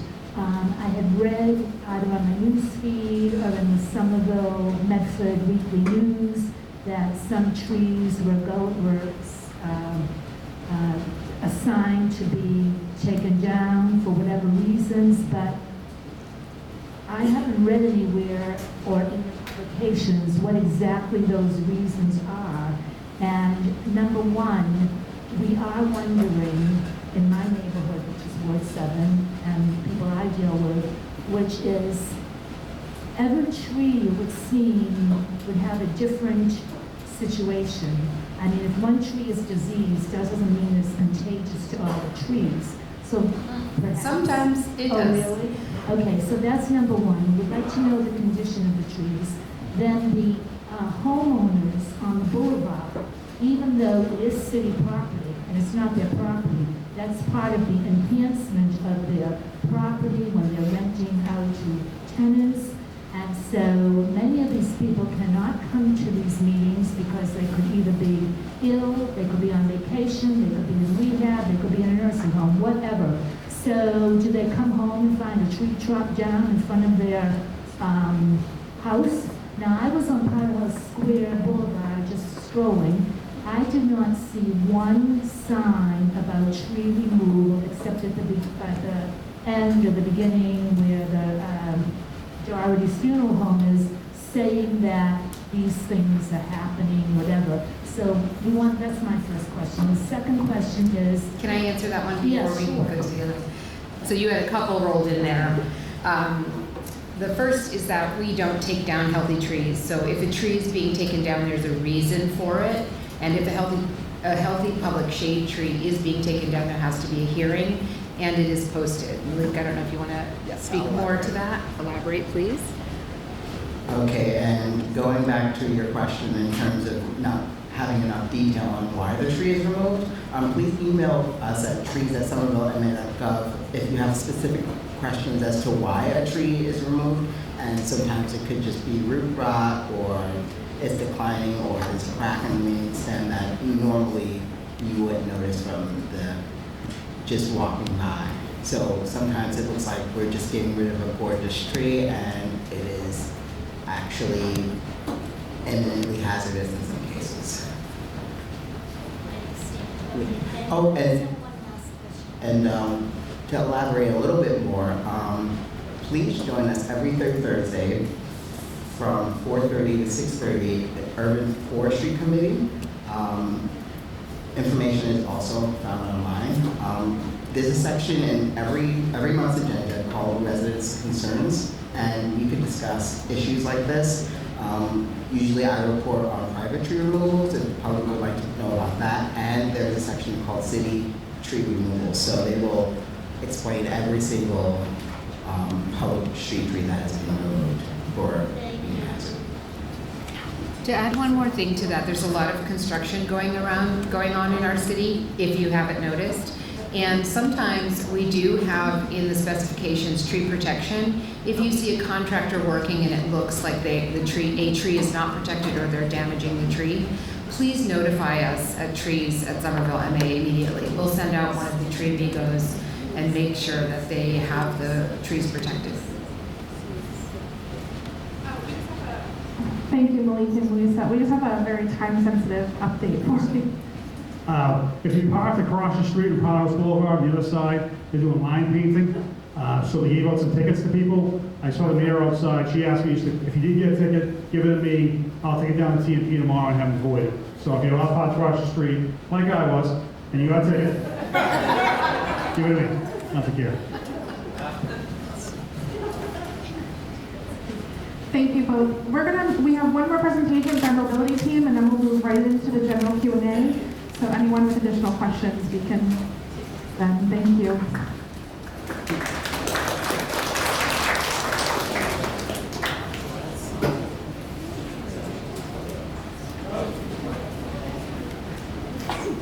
Good evening, everyone. My name is Adam Kolinsky. I'm a senior planner in the Mobility Division. And hi, folks. I'm Kate Wyman, Outreach and Engagement Planner with the Mobility Division. All right. So I know there are a couple new folks in the room. So for anyone that's not familiar with who we are a team within the Office of Strategic Planning and Community Development that deals with the planning and programs and a lot of projects that has to do with our streets. Everything that has to do with our streets, really. One of the things that the Mobility Division has been trying to really step up its game on recently is doing more engagement and making sure that people are more aware of what our team is doing, what's going on in terms of the safety projects and the programs that we're doing, some of which we'll talk about tonight, but some of which we want to make sure is more readily available and accessible to as many people as possible. One of the tools that I want to talk to you guys about tonight, and another which Kate will also fill you in on, is the interactive traffic calming map. So if you guys aren't already aware of this, go to that link there or open up that QR code and you guys will see where we have rolled out some of our traffic calming measures. And sorry, I should explain for anyone that's not aware what traffic calming is. The speed bumps that you see in Somerville, the curb extensions, raised crosswalks or raised intersections, really things to slow down vehicles and to make our streets a lot more calm and overall safe for everyone is what we kind of categorize as traffic calming. And we've started to roll these out a lot more over the last couple years under Mayor Valentine's leadership. And we want to do a better job of making sure that people are aware of what we've done. So we have a map of what we've rolled out over the last couple of years, as well as what we're going to be doing. I'll talk in a little bit more detail about what's planned for the Ward 7 area, but you can get a better snapshot of what's going on citywide at that link there. And if you're interested in getting regular updates right to your inbox each month about anything related to different transportation plans across the city, whether it's citywide or specific to your ward, we actually have a monthly newsletter we really encourage folks to sign up for. And we give you about 4 to 5 highlights of different things going on in the city to make sure that you can stay engaged or find opportunities to participate. Okay, so getting into more project-specific updates, something that we want to make sure everyone was tuned into, and hopefully you've already heard about this because we have been doing some outreach, but if not, this is a great opportunity to learn about the speed humps that we're going to be adding on the eastern end of Powderhouse Boulevard. I know that's not all in Ward 7, but Powderhouse Boulevard really does feel like a part of Ward 7 in a lot of ways. The top image here is a study that we did back in 2019. I recognize some of you from that process back then. We did a really comprehensive effort in the wake of Allison Donovan's fatal crash, which was really hard for all of us to understand what we could do on the boulevard to make it safer. One of the things that came out of that study was this graphic here, where you can see several pie charts along the boulevard where we collected speed data to try and understand how people were driving. One of the things that we found was that we saw an alarming 33% of crashes outside the school, which was by far our top priority. And that's how we got the speed humps that we have out there today. What we weren't able to address and are really excited to be coming back to do now is the speeding that's occurring on the eastern end of the boulevard, which is pretty egregious, and you can see is actually much more common and is happening a lot more. And we heard from all of you back then our program has really ramped up, and we're really excited to come back to you and tell you guys today that we are going to be tackling that end as well sometime this spring or summer. And I also want to highlight that there is a lot of data to show that this program is working. We've heard and we know from our peers around the nation that speed humps do work, and they're one of the most effective traffic calming tools. There are things like raised crosswalks and raised intersections that work really well, and curb extensions. And going to back one of the questions from earlier, there are just a lot of different contexts in which you do certain types of treatments, whether it's a bump out or an island in the middle of the road. It really depends on what you're trying to accomplish. So if anyone has questions about that, I'm happy to talk about that later. But speed humps are really good for long stretches of street where you're just trying to calm down streets quickly. It's something that we can roll out pretty easily with pretty minimal cost, honestly. And an example of what we've learned in collecting data both before and after the rollout of these humps is that speeding that's taking place, you know, when 50 or 30 to 50% of cars are speeding, we've gotten those numbers down to 6, 4, or even as low as 1% speeding in the case of the outside of the Powderhouse School here, or outside on Powderhouse Boulevard. And so, as Captain Donovan mentioned, we are also restriping Powderhouse Boulevard as soon as tonight. They are finishing some of the spray paint markings first. We were trying to coordinate that so it didn't overlap with this too much. But here we are. Our contractor needs to get in and do that work.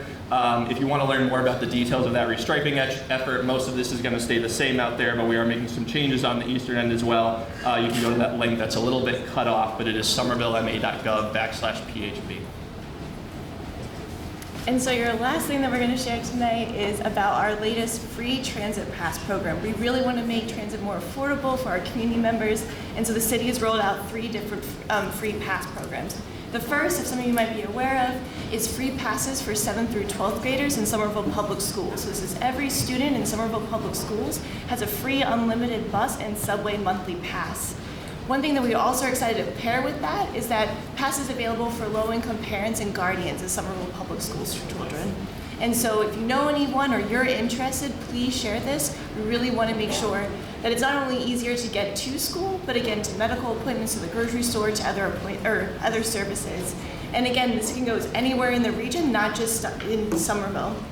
And then our latest one, which we launched 2 weeks ago, is a low-income pass program for, another free pass program for low-income adults. So if you reside in Somerville and you need support with transit, we have available passes, and we're pairing up with the Community Action Association, for CAS, if you all know CAS, who's a great partner who are helping us roll it out. And so these are 3 pass programs resulting in about close to 4,000 free passes across the city, again, for unlimited subway and bus. If you're interested, please check out somervillema.gov/transit benefits, or feel free to pull us afterwards to find out more information. Okay, 2 questions for Kate and Adam. Hello, Kate. Hello, Adam. It's good to see you in person. I'm Jim Vetter. We've been emailing back and forth about North Street. The question I wanted to ask is about a who to talk to issue.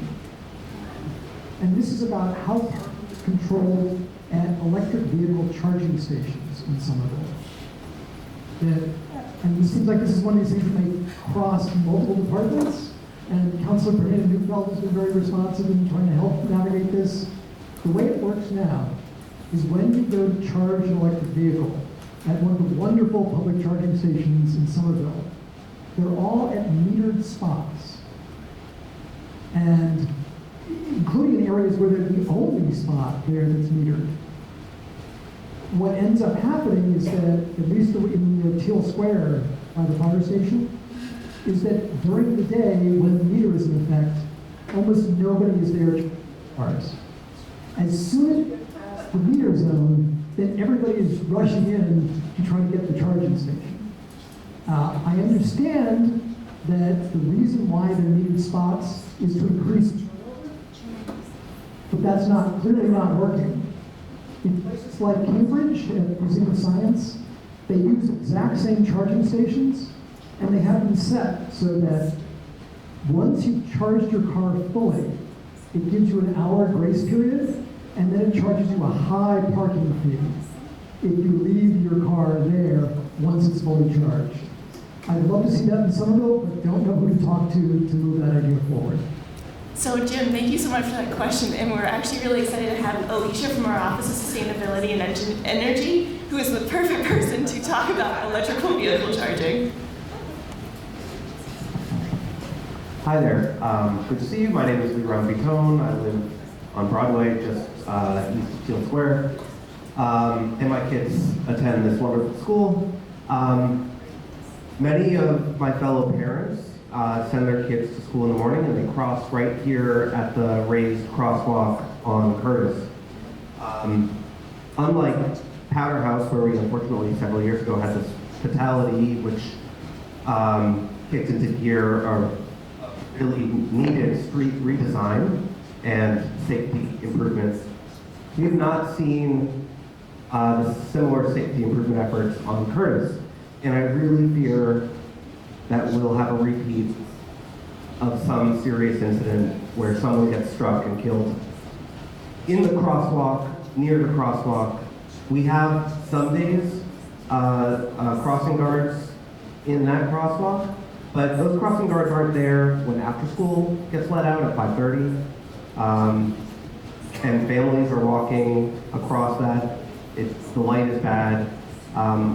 That street is in really serious need of improvement from a safety standpoint. So I just wanted to raise that up.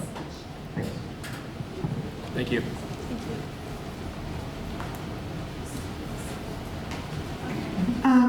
So I just want to say that we're going to transition into our general Q&A portion of the night.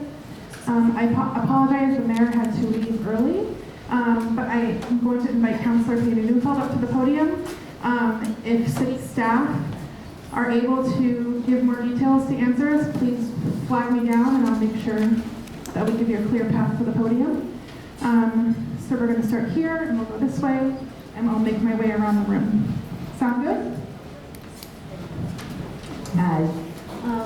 I live right down in Teal Square on Western Ave. Well, the 89 bus has been a big issue.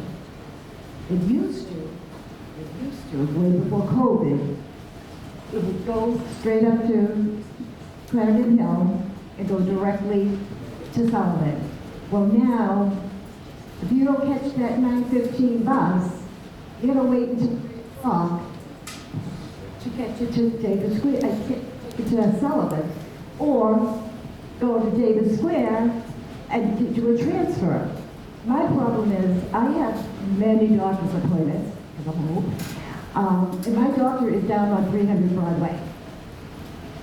And most of my appointments end up being in the afternoon. So I have to take a cab down there, and I can't afford to take a cab every time I go to the doctor's office. Why can't that be brought back into play, where it goes straight down to Sullivan? And on the weekends, it doesn't run at all. That's an issue. Yeah. And it's an issue for the people in the building that really rely on that transportation. Thank you. I have two answers. Is Ashley still here from Council on Aging?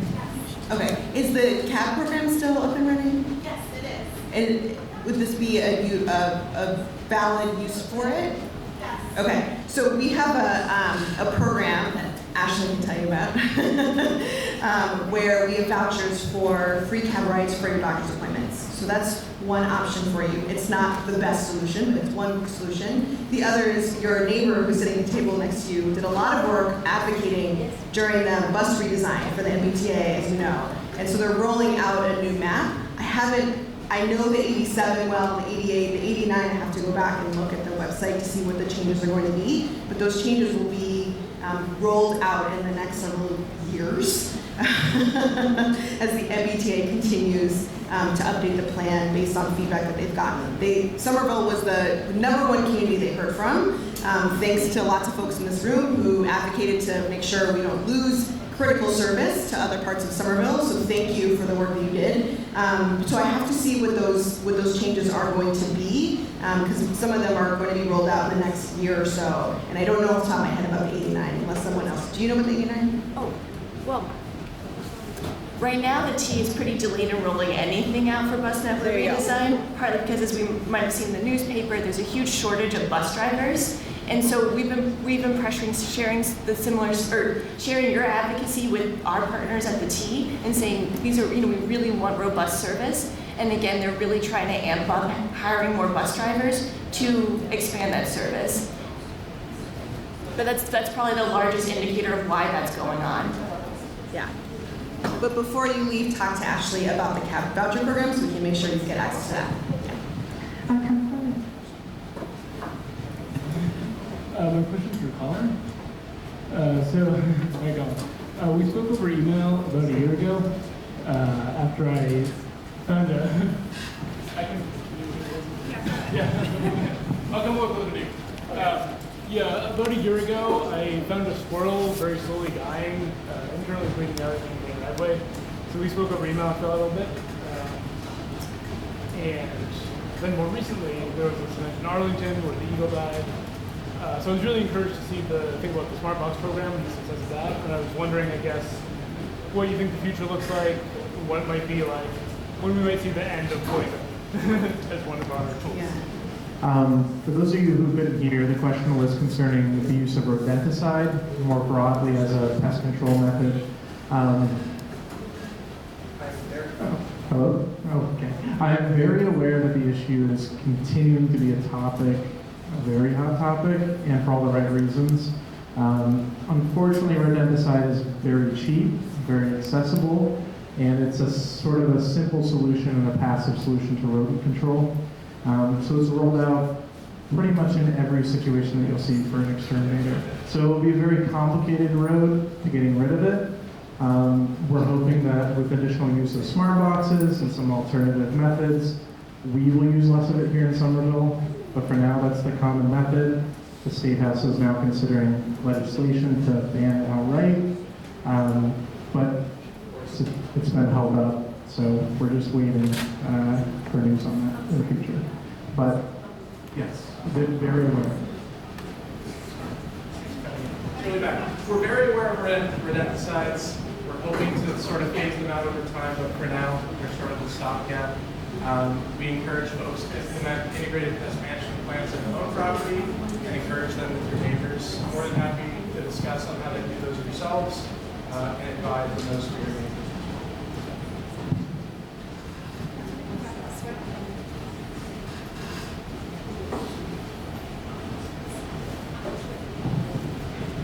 Hi, Judy. Hi. My question is this, and my comment. For the last board meetings, I've been to all of them, and afterwards, I've been communicating with Brad, and also I've been emailing.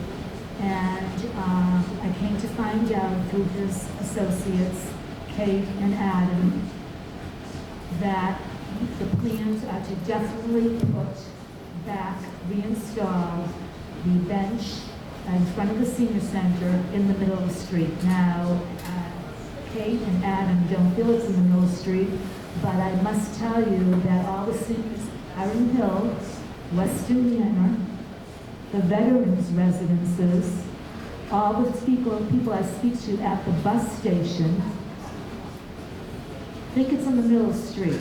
Now, I myself like to go to senior center. Since the bench was removed, I haven't been to the senior center because of my own vertigo. I really did rely on that bench with the enclosure on the sidewalk to feel safe away from the traffic. So I haven't been to the center since that was actually removed. Now, Brad's experiment bench number one, which we call bench number one mistake because it was demolished by an accident, unfortunately. Now, we find out that they're going to put bench number two mistake in the same place. Now, I'm not faulting Kate or Adam at all. I'm not faulting anyone. I am just saying, logically, that in the middle of the street, we have sat there, myself and other seniors, just doing experiments before the bench was demolished. And you can feel the weight of the buses You can feel the motion of the cars, of motorcycles, of the bike lane that was installed. That's why the sidewalk was narrowed, to make use for a bike lane behind the bench. So you could feel the bike whizzing behind you. When you have vertigo and you're our age, we want to wait for a bus with a sense of serenity and safety. Now, all of us, and we're talking about, I don't know, maybe 800 apartments, over 1,000 with the veterans residents, and everybody else, we don't want to go through what we went through last summer. We don't want to spend our summer with petitions or actually having to do a protest at this point, which we're prepared to do, because we do not want that bench in the middle of the street. And my last comment is this. Ashwood Adam comment two things. That is the engineers that have planned this. Well, the engineers planned the first bench mistake. So we don't have much faith in those engineers. Number two, they mentioned that the sidewalk was altered and this happened because of some situation with trucks. We don't care. We want the bench put back somewhere safely, a sidewalk, figure it out, take away that bike lane in front of in back of that bench, do something, but we want the bench where it was originally put safely with an enclosure. Because if that enclosure goes on the middle of the street and a truck comes by, that individual being just splattered on the street, but is going to have the plexiglass of the enclave crashing on them too. Thank you. Thank you. I do you know if the shelter, is that city decision or is that MBTA decision to have a bus shelter versus just a bench? Is it what? I'm sorry. A city decision or an MBTA decision? So we work with the MBTA, but it is our decision. Okay. Okay. We can certainly continue to have conversations about how to make that safer, because I know exactly what you're talking about right on Holland and Cameron, and to see if there's a way we can either tweak location of the bench. Yeah, sorry. It feels a little unfair to put Judy on the spot since we were just talking about this and this isn't something we've discussed with her. So I would like to chime in. But we totally hear you. Let's continue the conversation. Well, we should continue this conversation before Brad installs the bench, because that is a Agreed. very costly mistake. Agreed. So we don't want to spend our time protesting, which we are going to do. Agreed. We're going to do that. And if no one uses the bench, then what's the point of putting it there, right? This is supposed to be a public amenity. Where I agree with you. So if this is something that's not working, we're open to admitting that we make mistakes and try to do better. I'm not above that. I've been working for the city for 7 years now, and it is. We try things, and sometimes they don't work, and we just try to do better. So let's continue the conversation. We have a question over here. Hello. So I just have a couple of questions about the safe injection site. My first is, who's going to fund the site and pay for it day to day? The second is, what's to stop every drug addict in the state coming to Somerville to take illegal drugs that can't be administered by anyone because they're illegal? And my third question is, if every drug addict in the state comes here, what's to stop every drug dealer in the state coming to Somerville to sell drugs? Questions about the safe injection sites. Do we have someone from public health here or HHS?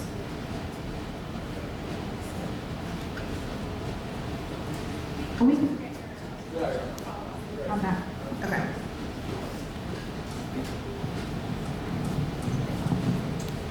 Hello, I'm Thomas Lane. I was born and raised in Ward 7 on West Quincy Street. I'm here to talk about the monuments in the city of Somerville. I was the past 7-time commander of Lieutenant James A. Logan Post, which was situated in Teal Square. We sold the building and we moved up to Highland Ave and we roomed with the American Legion Post. But I'm here speaking about the monuments, how they've been desecrated in this city. At one time, the Vietnam Memorial was located in Union Square. It was a beautiful monument. Half of it was for the veterans who got killed in action in Vietnam from Cambridge. On the other side were all the names of the Somerville lads who got killed. At that time, because of Union Square, the previous mayor assured us it would be kept in a safe, secure location, which was the Somerville DPW yards.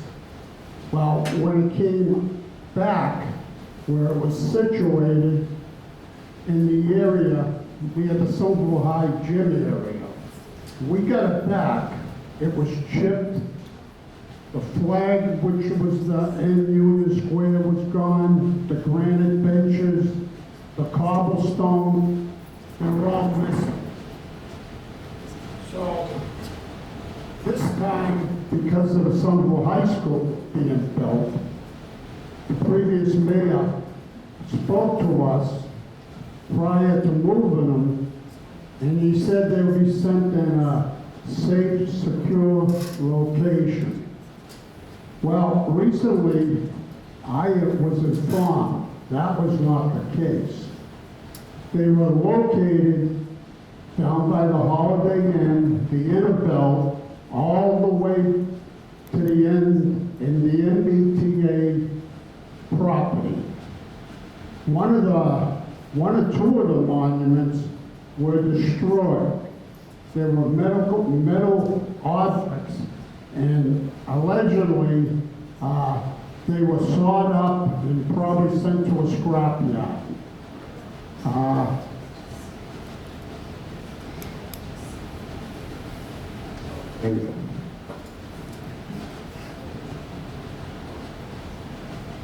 With HHS monuments, they were all located down there. They were like World War I, Korea, World War II, and many others. This past and present administration are destroying our history for our youth to know what the veterans did. Now, when they do come out again, we want them to place these monuments in visible areas. For one, I heard there was $1 million to be spent. I would recommend the Vietnam monument be located at the Clarendon Hill Cemetery. We have over 32 veterans buried there. Thank you.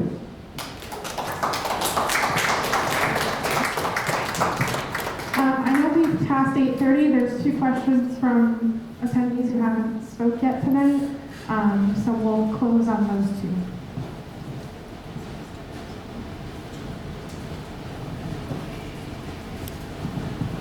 One question real quick. I'm wondering if there's any update on the swimming pit from Teal Square, the supposed hotel that's going to come. But the other, which is a new issue and maybe more complex, is the sudden closure sale of Matt Young School over in North Cambridge. But the school building, I believe, is at least partly, if not all, in Cambridge. However, the field is on Endicott Street, and that is Somerville. And I'm wondering if the city has entered into any discussions about what's going to happen with that building, with that space. Can Community Preservation Committee buy the open space? I'm on the committee, I'll go for it, I'll make it happen. So what's going on is my question.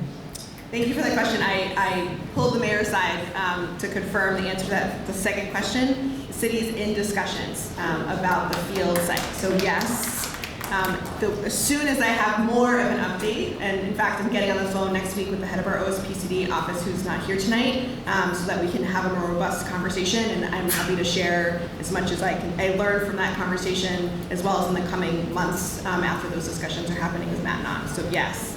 I wish I had a better update, Laura, on number 1, on the swimming pool pit, we lovingly call it in Teal Square. It is the same as our last conversation, which is, the developer is actively looking at hiring contract. Or just cutting off my mic, that's good. At finding the right contractor for that particular space. It continues to be very, very challenging on excavating in such a small location. So they don't want to ruin the foundation of the salon and the cafe next door. So I had a conversation with him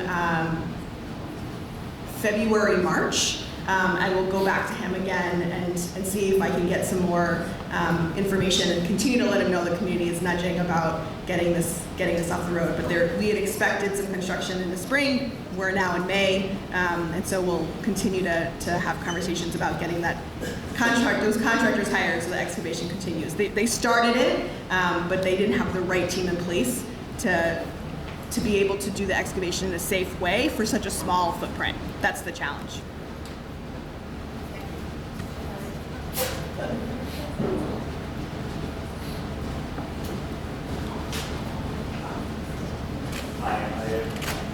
I live on Cameron Ave, and so 2018 was already a request to do a traffic calming study for Cameron Ave. Yeah.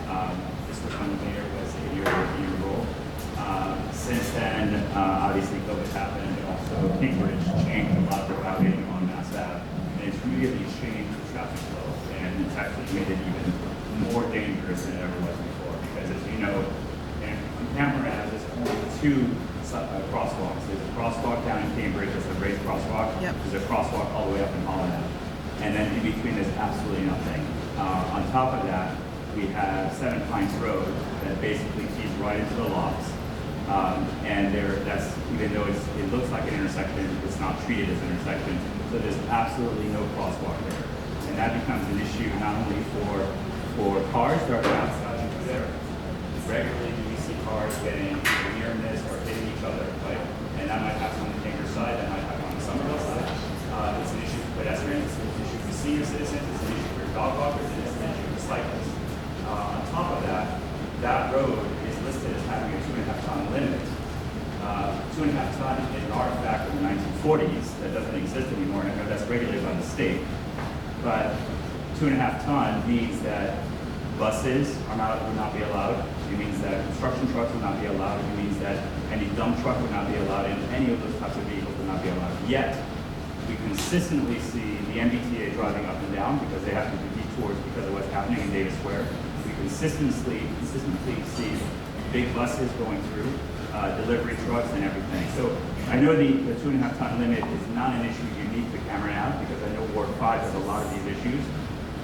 But my question is, where are we on an integrated mobility plan that doesn't just look at bikes, but looks at everything, but also where are we on addressing what is happening on Cameron Ave? A lot of these problems come from these changes in Yeah. Thanks so much for your question. I cut out a little bit because we're right by the vent, but what I hear is what is the traffic calming plan for Cameron Ave? And Cameron Ave is definitely on our radar. We've heard from the neighborhood as well as because of, like you said, the design of the street. It's very straight, there's very few stops. Right now, as you look on the map that you see in your packets, we have prioritized locations directly approximate to schools and some of our civic spaces, and our next hope is to kind of look that bit further. We really try to go where is the most, where are we seeing the highest amount of vulnerable users, and then we're trying to spread it out. We're also learning a lot as we roll these out, and so it helps us to understand what types of features work. But speed humps have definitely been our kind of quickest. We can put them in the ground and see some impact. But again, so we get some other options over time through our streets package. Did I miss anything? Oh, the timing. So we have identified speed hump locations for 2023 and 2024. So we are likely looking for 2025. And again, we really encourage folks to sign up for the newsletter or to check out that map continually. But we'll always broadcast it out and reach back out to those we've heard too around the traffic calming petition. There's zero enforcement on Cameron Ave right now. No disrespect to the police department. We'll have Captain Donovan talk about enforcement. Literally zero enforcement going on. Right now, you can go any Saturday evening and you will see cars and bikes and motorcycles driving up, well in excess of the speed limit that's 25 miles an hour. And you see a lot of furious drivers coming off of the intersection in Mass Ave, which I know is not the city's fault, right? Because that is that. But the residents suffer from that, and the residents really suffer. Yeah, thank you very much. And as far as the police go, that's why we come to these meetings. Like I was saying earlier, there's 700 something streets in the city. We do our best to hit the ones we know of and ones we see. But I'm not gonna lie, Cameron Ave, which I know those street well, I mean, we're up Taylor Square, it's straight away. It's a race zone. You're absolutely right. But you know, in all transparency, it gets forgotten sometimes by us. It's on the border. So coming to these meetings, helps us. So what I'll do is, we have that traffic grant. We're gonna put a bunch of different streets on our list, and I'm gonna add Cameron Ave to it. I'm not gonna say we're gonna be there every night. We can't, obviously, but periodically you can do a better job hitting it. I will say we work very closely with mobility and traffic calming and enforcement work hand in hand. It's not gonna solve every problem, but we can definitely do better enforcement down there, and I'll make sure they do it. This will be the last question tonight. If we didn't get to your question, we do have an email address, cm@somervillema.gov. Feel free to send any feedback, additional questions to that email, but this will be the last question. That's CM? I'm not going to filibuster because I want to get home. So, is there somebody here from the electric department? That's your Yes. Okay. First of all, in 2020, the depths of the pandemic, when William Galvin's website about tracking my ballot told me my address didn't exist, your office confirmed my address did exist and my ballot was received. Thank you. You've got very good people. Now, okay, good. So I have a question though. In January, I received the City of Somerville census, which I always fill out, and it said, if you don't fill this out, you risk being taken off the voting rolls. Okay, fine, I did that. And then last week I got a postcard that said, do you want a mail-in ballot? Which I don't. But it said, also, this is a census, and if you don't send this in, you're going to be taken off the voting rolls. Was this a mistake, or are we doing two censuses? We're trying to be a little bit aggressive with two items. Number one, it seems like there's a lot of interest in mail-in voting. The numbers just keep escalating. So we want to ride that train. We just sort of have a lot more mail-in voting and the same day voting because it cuts back dramatically on our expenses and our resources. Secondly, while we were mailing to 50,000 people, we thought we would capture those people who did not fill in the census form like you did. Maybe we need to improve the way we deliver the message. Did not fill out. Yeah. Correct. But no, that was just a reminder. And I thank you very much for your attention to that. So for those of you who haven't completed your census yet, please do so. Thank you very much.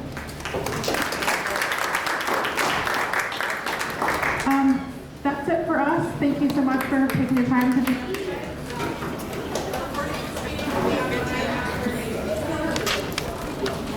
Thank you.